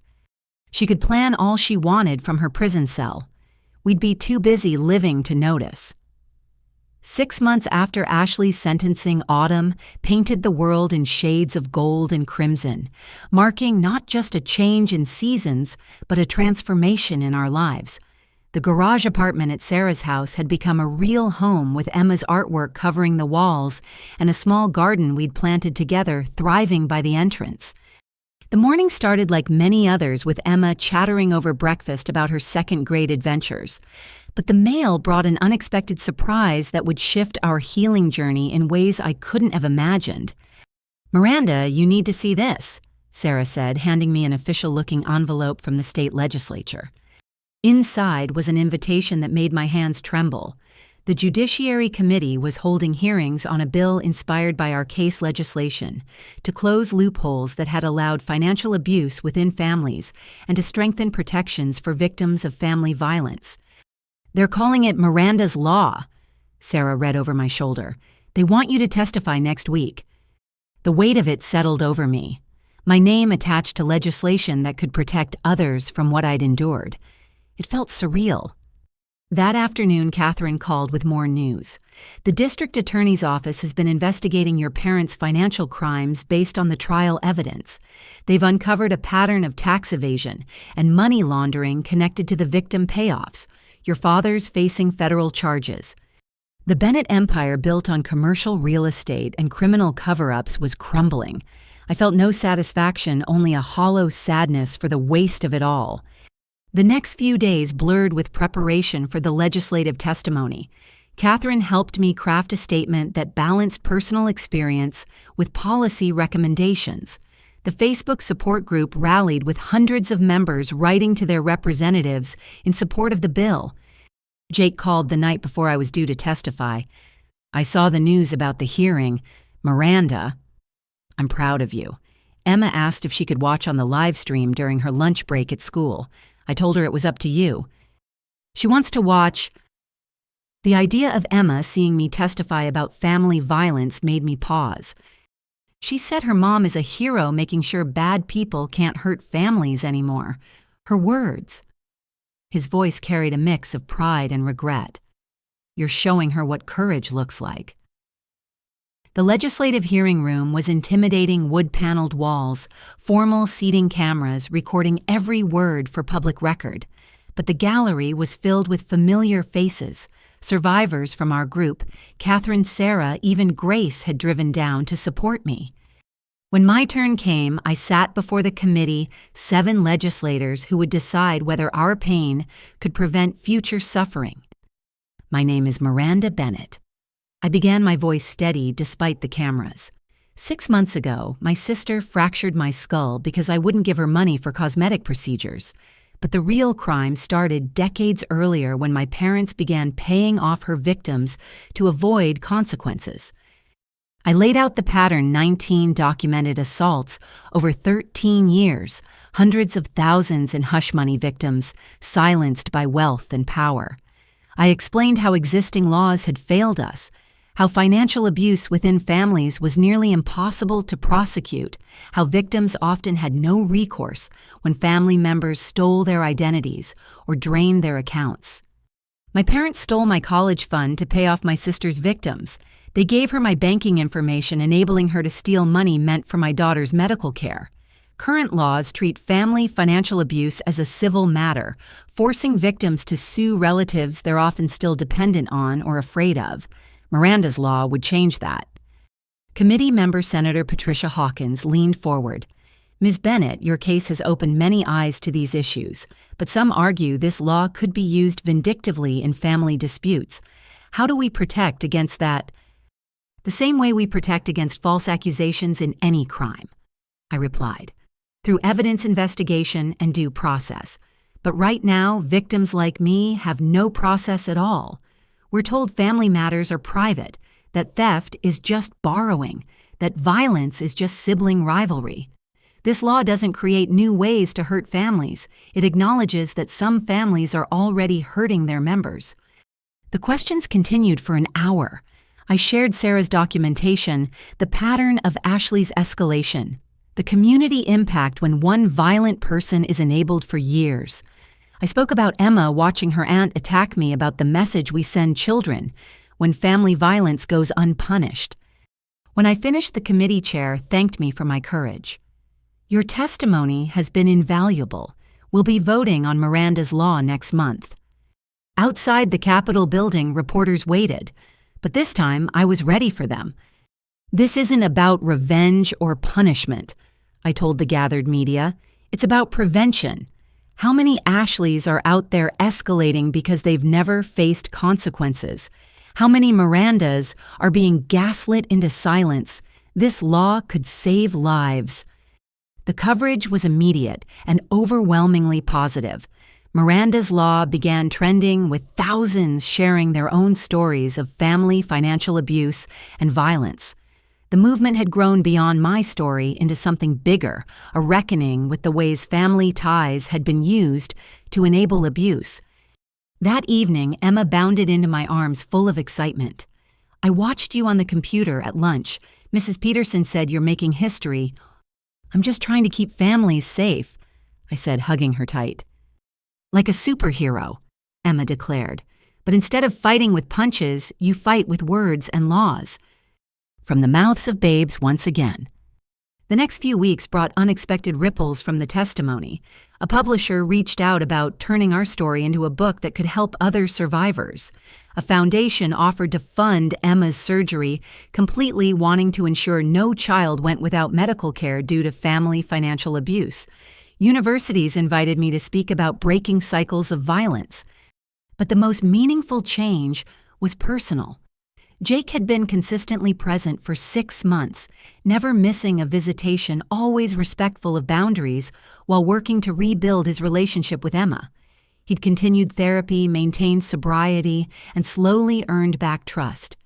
One evening, as he dropped Emma off after their Saturday together, he lingered on the doorstep. "Miranda, I've been thinking about the legislative testimony, about patterns and cycles. My therapist helped me realize I came from my own dysfunctional family, different from yours but broken in its own way. I repeated those patterns until they destroyed us." "Jake, I started," but he held up a hand. "I'm not asking for forgiveness or reconciliation. I'm asking if you'd consider family counseling, not to rebuild our marriage that ship has sailed, but to build something better for Emma. To show her that people can acknowledge their failures and work to do better." I thought about cycles, about my grandmother's diary warning of patterns, repeating through generations about Emma deserving better than what we'd known. "I'll think about it," I said, meaning it. 2 weeks later, Miranda's law passed committee unanimously. The full legislature would vote next session, but the momentum felt unstoppable. Other states were already drafting similar legislation, creating a patchwork of protection that could become nationwide. Catherine called with updates on the various legal proceedings. "Your father pled guilty to tax evasion and money laundering. He's looking at 3 to 5 years federal prison. Your mother was granted immunity in exchange for testimony. The family assets are being liquidated to pay restitution and fines." The Bennett fortune built on legitimate business and illegitimate cover-ups was gone. Everything my parents had sacrificed their integrity to protect had evaporated like morning mist. "There's one more thing," Catherine added. "Ashley's prison called. She's been placed in solitary after attacking another inmate who wouldn't give her commissary items. She's also been denied participation in work programs due to violence against staff. Even in prison, Ashley couldn't stop her patterns. Without money to enable her or family to cover for her, she was finally facing the natural consequences of her behavior. 15 years of that seemed like its own kind of justice. That night, I found myself in Emma's room watching her sleep peacefully. Her walls were covered with new drawings. Our little family of 3 she'd started including Sarah butterflies, emerging from cocoons, and rainbows after storms. Visual metaphors from a 7-year-old processing trauma and healing. My phone buzzed with a message from the Facebook support group. Membership had passed 15,000 with international chapters forming. Women who'd been silenced by family violence were finding voices filing charges seeking justice. The ripple effects of one cracked skull had become waves of change. I thought about Ashley in her solitary cell, still blaming everyone but herself. My parents in their empty mansion preparing for federal prison and exile. The family I'd been born into had shattered completely. But from those sharp fragments, I'd built something new. A chosen family with Sarah and Grace. A co-parenting relationship with Jake based on truth rather than fantasy. A daughter who knew her worth and wouldn't accept violence from anyone. A community of survivors who understood that family shouldn't hurt. The reflection staring back from Emma's window wasn't the scared, gaslit woman who'd apologized for existing. It was someone who'd faced down a lifetime of dysfunction and said no more. Someone whose name would be on a law protecting others. Someone who'd learned that breaking cycles sometimes requires breaking away entirely. Healing wasn't linear. There were still nights I woke up feeling the impact of marble against skull, still moments when I heard my mother's voice calling me dramatic. But those moments were fewer, softer, unable to take root in the new life I'd cultivated. As I closed Emma's door and headed to my own room, my phone showed one last notification. The publisher had sent a contract for the book with an advance that would secure Emma's college fund permanently. Our story of survival would help others find their own paths to freedom. I signed the contract at my small desk, watching autumn rain wash the world clean outside. In 6 months, I'd gone from a hospital bed with a fractured skull to testifying before legislators, from isolation to community, from victim to advocate. Ashley had meant to destroy me. Instead, she'd freed me to become who I was meant to be. And that transformation from target to survivor to thriver was the greatest revenge of all. The healing would continue tomorrow and the next day and the day after that.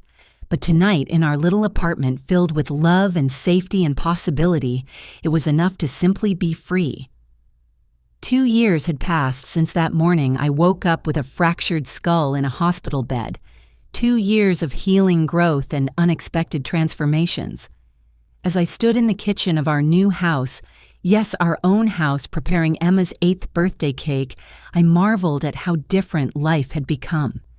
The doorbell rang and Emma raced to answer it, her laughter echoing through rooms we'd painted together. "Grandma Grace is here," she called out, leading Jake's mother inside, with the familiarity of family. "The birthday girl," Grace exclaimed, setting down presents before hugging me warmly. "Miranda, the house looks wonderful. I still can't believe you managed to buy it." The house, a modest 3-bedroom in a good school district, had been possible thanks to the book advance and speaking fees from sharing our story. Breaking the silence. A family's journey from violence to victory had spent 6 weeks on bestseller lists, resonating with survivors worldwide. But more importantly, it had funded this fresh start. "Is Dad coming?" Emma asked Grace, and I noticed she'd stopped calling Jake by his first name months ago, a sign of healing I'd never pushed for but deeply appreciated. "He's parking the car. He brought someone special to meet you," Grace said with a knowing smile. Through therapy and consistent effort, Jake had rebuilt his relationship with Emma. Our family counseling sessions had evolved from tense negotiations to productive conversations about co-parenting. He'd maintained sobriety for over 2 years, worked steadily as a music teacher, and slowly earned back trust. Jake entered carrying more presents, followed by a woman I recognized from photos Emma had shown me, Lisa, the fellow teacher he'd been dating for 6 months. She looked nervous but kind, holding a homemade card obviously crafted with care. "Emma, this is Ms. Lisa," Jake said carefully. "She wanted to wish you happy birthday." Emma studied her with that direct child's gaze before declaring, "Dad says you make really good cookies. Did you bring any, The ice broken, Lisa laughed. "I did, actually. Chocolate chip and snickerdoodles." As they chatted, Jake pulled me aside. "Thank you for letting me bring her. I know it's a big step." "Emma likes her," I said simply. "That's what matters." It was true. Through our family counseling, we'd established clear boundaries and expectations. Jake dating wasn't about replacing our family. It was about him building a healthy life that positively impacted Emma. The fact that he'd waited 2 years, chosen someone stable and kind, and introduced her appropriately showed growth I'd once thought impossible. The party filled with familiar faces.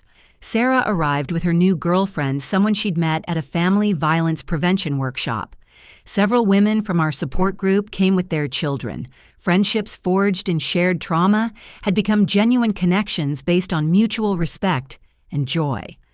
Detective Rodriguez stopped by with his family having become an advocate for family violence prevention after our case. "Miranda, did you see the news? 3 more states passed versions of Miranda's law this month. That's 37 states now with strengthened family financial abuse protections." The legislation had exceeded everyone's expectations. What started as closing loopholes in one state had become a nationwide movement. Law schools taught our case as a landmark example of survivor advocacy changing systems. As Emma opened presents, I noticed a package I didn't recognize. The return address made my breath catch the federal prison where my father was serving his sentence. "Should I open it?" I asked Catherine, who'd become as much friend as attorney over the years. "Your choice, but I'm here either way." Inside was a wooden jewelry box handcrafted with obvious care. The note was in my father's precise handwriting. "Miranda Prison gives you time to think and work with your hands. I made this for Emma. It's not an apology. I know I haven't earned the right to apologize yet. It's just something made with love for a granddaughter I failed. I've been attending therapy here, learning about cycles, about choices, about the difference between loving someone and enabling them. I loved Ashley wrong. I loved you wrong too in different ways. I'm trying to learn better. Your mother writes that you bought a house, that Emma is thriving, that you've built something beautiful from the ashes we created. I'm proud of you, though. I know those words ring hollow from someone who caused such harm. I don't expect forgiveness or contact. I just wanted Emma to have something from her grandfather that wasn't tainted with cover-ups and lies. Something honest made by hands finally doing honest work. Frank. I set the box aside to decide about later feeling the complex emotions that came with family attempting accountability. My mother had written occasionally respecting my boundaries while sharing her own journey through therapy and volunteer work with family violence survivors. Neither parent had asked to see Emma understanding that privilege had to be earned, not assumed. "Mommy, can we do the cake now?" Emma called, bouncing with 8-year-old energy. As everyone gathered around singing Happy Birthday, I caught sight of something that stopped me cold. Through the window across the street, a woman sat in a car watching our house. Even from a distance, even after 2 years, I recognized the silhouette. "Catherine," I whispered, nodding toward the window. She looked, her expression hardening. "That's a violation of the restraining order. I'm calling—" But the car was already pulling away. Ashley, it had to be. Ashley was gone before anyone else noticed. "Everything okay?" Jake asked, picking up on the tension. "Fine," I said, deciding not to let Ashley's presence ruin Emma's day. "Let's cut this cake." But that evening, after the guests had gone and Emma was asleep clutching the stuffed dolphin Sarah had given her Catherine, and I sat with Detective Rodriguez reviewing security footage from neighbors. It was definitely Ashley, Rodriguez confirmed. She was released 6 days ago. 6 days. I felt the old fear creeping back. She only served 2 years of a 15-year sentence. "Overcrowding and good behavior credits," he explained grimly, though her definition of good behavior was apparently just not assaulting staff for the last 6 months. She's on probation with strict conditions, no contact with victims, mandatory therapy, regular check-ins. She's already violated by coming here. "So arrest her," I said, anger replacing fear. "We've issued a warrant. But Miranda, you need to be careful. Prison didn't rehabilitate Ashley. Reports suggest she spent 2 years nursing grudges and planning revenge. She formed alliances with other inmates who taught her to be smarter about violence, not less violent. I thought about the letter Ashley had sent from prison promising to destroy everyone who testified against her. At the time, it had seemed like impotent rage. Now, with her free and watching my daughter's birthday party, it felt like a credible threat. "We're increasing patrols," Rodriguez assured me, "and I'm fast-tracking a protection detail request, but you should consider additional security measures." That night, I sat in Emma's room watching her sleep peacefully and made hard decisions. By morning, I'd arranged for a security system panic buttons and self-defense classes for both of us. The local school was alerted to the situation with Ashley's photo distributed to all staff. Jake texted, "Heard about Ashley. Emma can stay with me until she's caught. Lisa has a gated community with security." The offer, genuinely protective rather than opportunistic, showed how far we'd all come. But running wasn't the answer. "We're not hiding," I replied. "We're not giving her that power again." The next few days were tense but normal. Emma went to school. I worked on articles about survivor advocacy. Life continued with increased vigilance but not paralysis. Then Catherine called with unexpected news. "Ashley's in custody. She was arrested trying to break into your parents' old house, apparently didn't know it had been sold. The new owners called police. She attacked the responding officer. With a probation violation and new assault, she's going back for the full sentence plus additional time." Relief flooded through me. Ashley's obsession with the past, with reclaiming what she thought was hers, had been her downfall. She'd returned to the scene of her privileged life only to find it belonged to strangers now, just like the power she'd once wielded through violence and fear. A week later, with Ashley safely back in prison, we held a different kind of gathering. The publisher was launching a foundation in conjunction with the book, the Breaking Silence Foundation, to provide legal support for family violence survivors who couldn't afford representation. Standing before a room of survivors, advocates, and supporters, I spoke about transformation. 2 years ago, my sister fractured my skull over $3,000. Today, that assault has led to legislation protecting millions, a book helping thousands find their voices, and a foundation ensuring money never again silences violence. She meant to destroy me. Instead, she created a movement. Emma sat in the front row between Jake and Sarah, beaming with pride. She designed the foundation's logo, a butterfly emerging from a cracked shell representing transformation through brokenness. My mother attended, sitting quietly in the back. We'd begun tentative contact after her years of therapy and genuine accountability. She'd volunteered with family violence organizations, testified before legislatures about enabling abuse, and donated her remaining assets to victim support services. Reconciliation might never be complete, but acknowledgement of harm and consistent action toward repair had opened doors I'd once thought permanently closed. That night, as I tucked Emma into bed, she asked, "Mommy, is Aunt Ashley ever going to stop being angry?" I chose honesty, tempered with hope. "I don't know, baby. Some people hold on to anger like treasure, but that's her choice. Our choice is to live good lives regardless of her anger." Like how butterflies don't go back to being caterpillars just because the caterpillar was mad about changing. Exactly like that. Later, I stood in my kitchen in my own house, bought with money earned from my own story, and marveled at the journey. The skull fracture had healed, leaving only the faintest scar hidden by hair. The deeper wounds had scarred over, too tender sometimes, but no longer bleeding. Ashley was back in prison facing a full sentence, plus additional time. My parents were finding their own paths to redemption.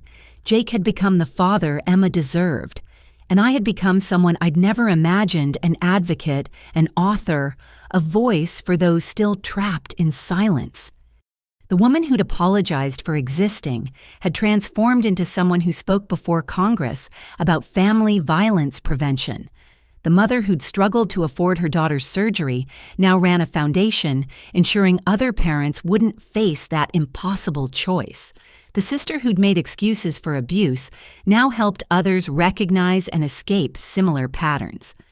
I thought about everyone who'd testified at Ashley's trial, 43 women who'd found courage in collective action. The Facebook group had grown to 50,000 members worldwide. Miranda's Law had passed in 42 states. The book had been translated into 15 languages. The ripples from one violent morning had become waves of change I never could have imagined. My phone buzzed with a message from a survivor in Texas. "Your book saved my life.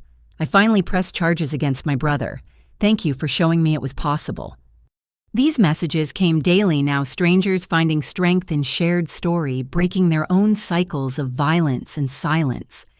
Each one reminded me that healing wasn't just personal, but communal, that one voice raised could harmonize with thousands. As I prepared for bed, I found the wooden jewelry box my father had made for Emma. After much consideration, I'd decided to give it to her, not as acceptance of his past behavior, but as acknowledgement that people could change, could learn, could craft something beautiful, even after creating destruction. The box sat on Emma's dresser now, holding her small treasures, friendship bracelets, lucky pennies, a photo of our rebuilt family. It seemed fitting, something made in prison, holding symbols of freedom crafted by hands that had once covered violence, now creating with care. 2 years. In 2 years, I'd gone from victim to survivor to advocate to author to foundation president, from fractured skull to healed spirit, from isolation to community, from silence to voice. But most importantly, in 2 years, Emma had gone from traumatized witness to confident child, secure in love, that didn't hurt, supported by adults who'd done the work to break generational patterns. She would grow up knowing her worth, using her voice, expecting respect as baseline, rather than luxury. That was the real victory, not the legislation or book sales or foundation grants, but an 8-year-old girl sleeping peacefully in her own room, in her own house, surrounded by healthy love and unshakable safety. Ashley had swung for my skull, intending to silence me forever. Instead, she'd cracked open something that needed breaking, the shell of dysfunction I'd been trapped in for 28 years. And from that violent breaking had emerged something beautiful, strong and free. As I turned off the lights and headed to bed, I whispered a prayer of gratitude for fractures that become openings for endings, that become beginnings for silences, that become songs. Tomorrow would bring new challenges, new survivors seeking help, new battles for justice and healing. But tonight, in a house bought with truth-telling, filled with chosen family, protected by boundaries and laws that bore my name, I was simply grateful. The skull fracture had healed. The life fracture had been transformed into foundation for something stronger than what came before. And that transformation from victim to victor, from silenced to speaker, from broken to builder, was ongoing, rippling outward in waves that would continue long after we were gone. Ashley thought she was ending my story that morning on my parents' marble floor. Instead, she'd written the first line of a new chapter that thousands would read, share, and use to write their own stories of survival and triumph. Sometimes the worst thing that happens to you becomes the catalyst for the best thing you become. Sometimes a fractured skull is just the beginning of a beautiful breaking open. Sometimes sisters who try to destroy you accidentally set you free. And sometimes, just sometimes, that freedom spreads like wildfire, warming and lighting the way for others still trapped in darkness, proving that violence may fracture, but it cannot ultimately break the human spirit's capacity to heal, grow and transform pain into purpose. 2 years, 42 states, 50,000 survivors, one fractured skull that became a movement. Not bad for a woman who once apologized for existing. Not bad at all. Dear viewers, thank you for joining me on this journey from darkness to light. If you've experienced family violence or financial abuse, know that you're not alone. Your story matters. Your voice deserves to be heard. Have you or someone you know faced similar challenges? What gave you the strength to break free? Please share your thoughts in the comments below. Your words might be the encouragement someone needs today. If this story resonated with you, please hit the like button and subscribe to hear more stories of triumph over adversity. Share this video with anyone who might need to hear that survival is possible, that breaking cycles is achievable, and that sometimes our worst moments become the foundation for our greatest purpose. Remember, family shouldn't hurt, love shouldn't leave bruises, and silence in the face of violence is not loyalty, it's complicity. Stay strong, speak your truth, and know that you deserve safety, respect, and love that heals rather than harms. Until next time, this is Miranda's story, but it might be yours too. Break the silence, break the cycle, build something beautiful from the broken pieces.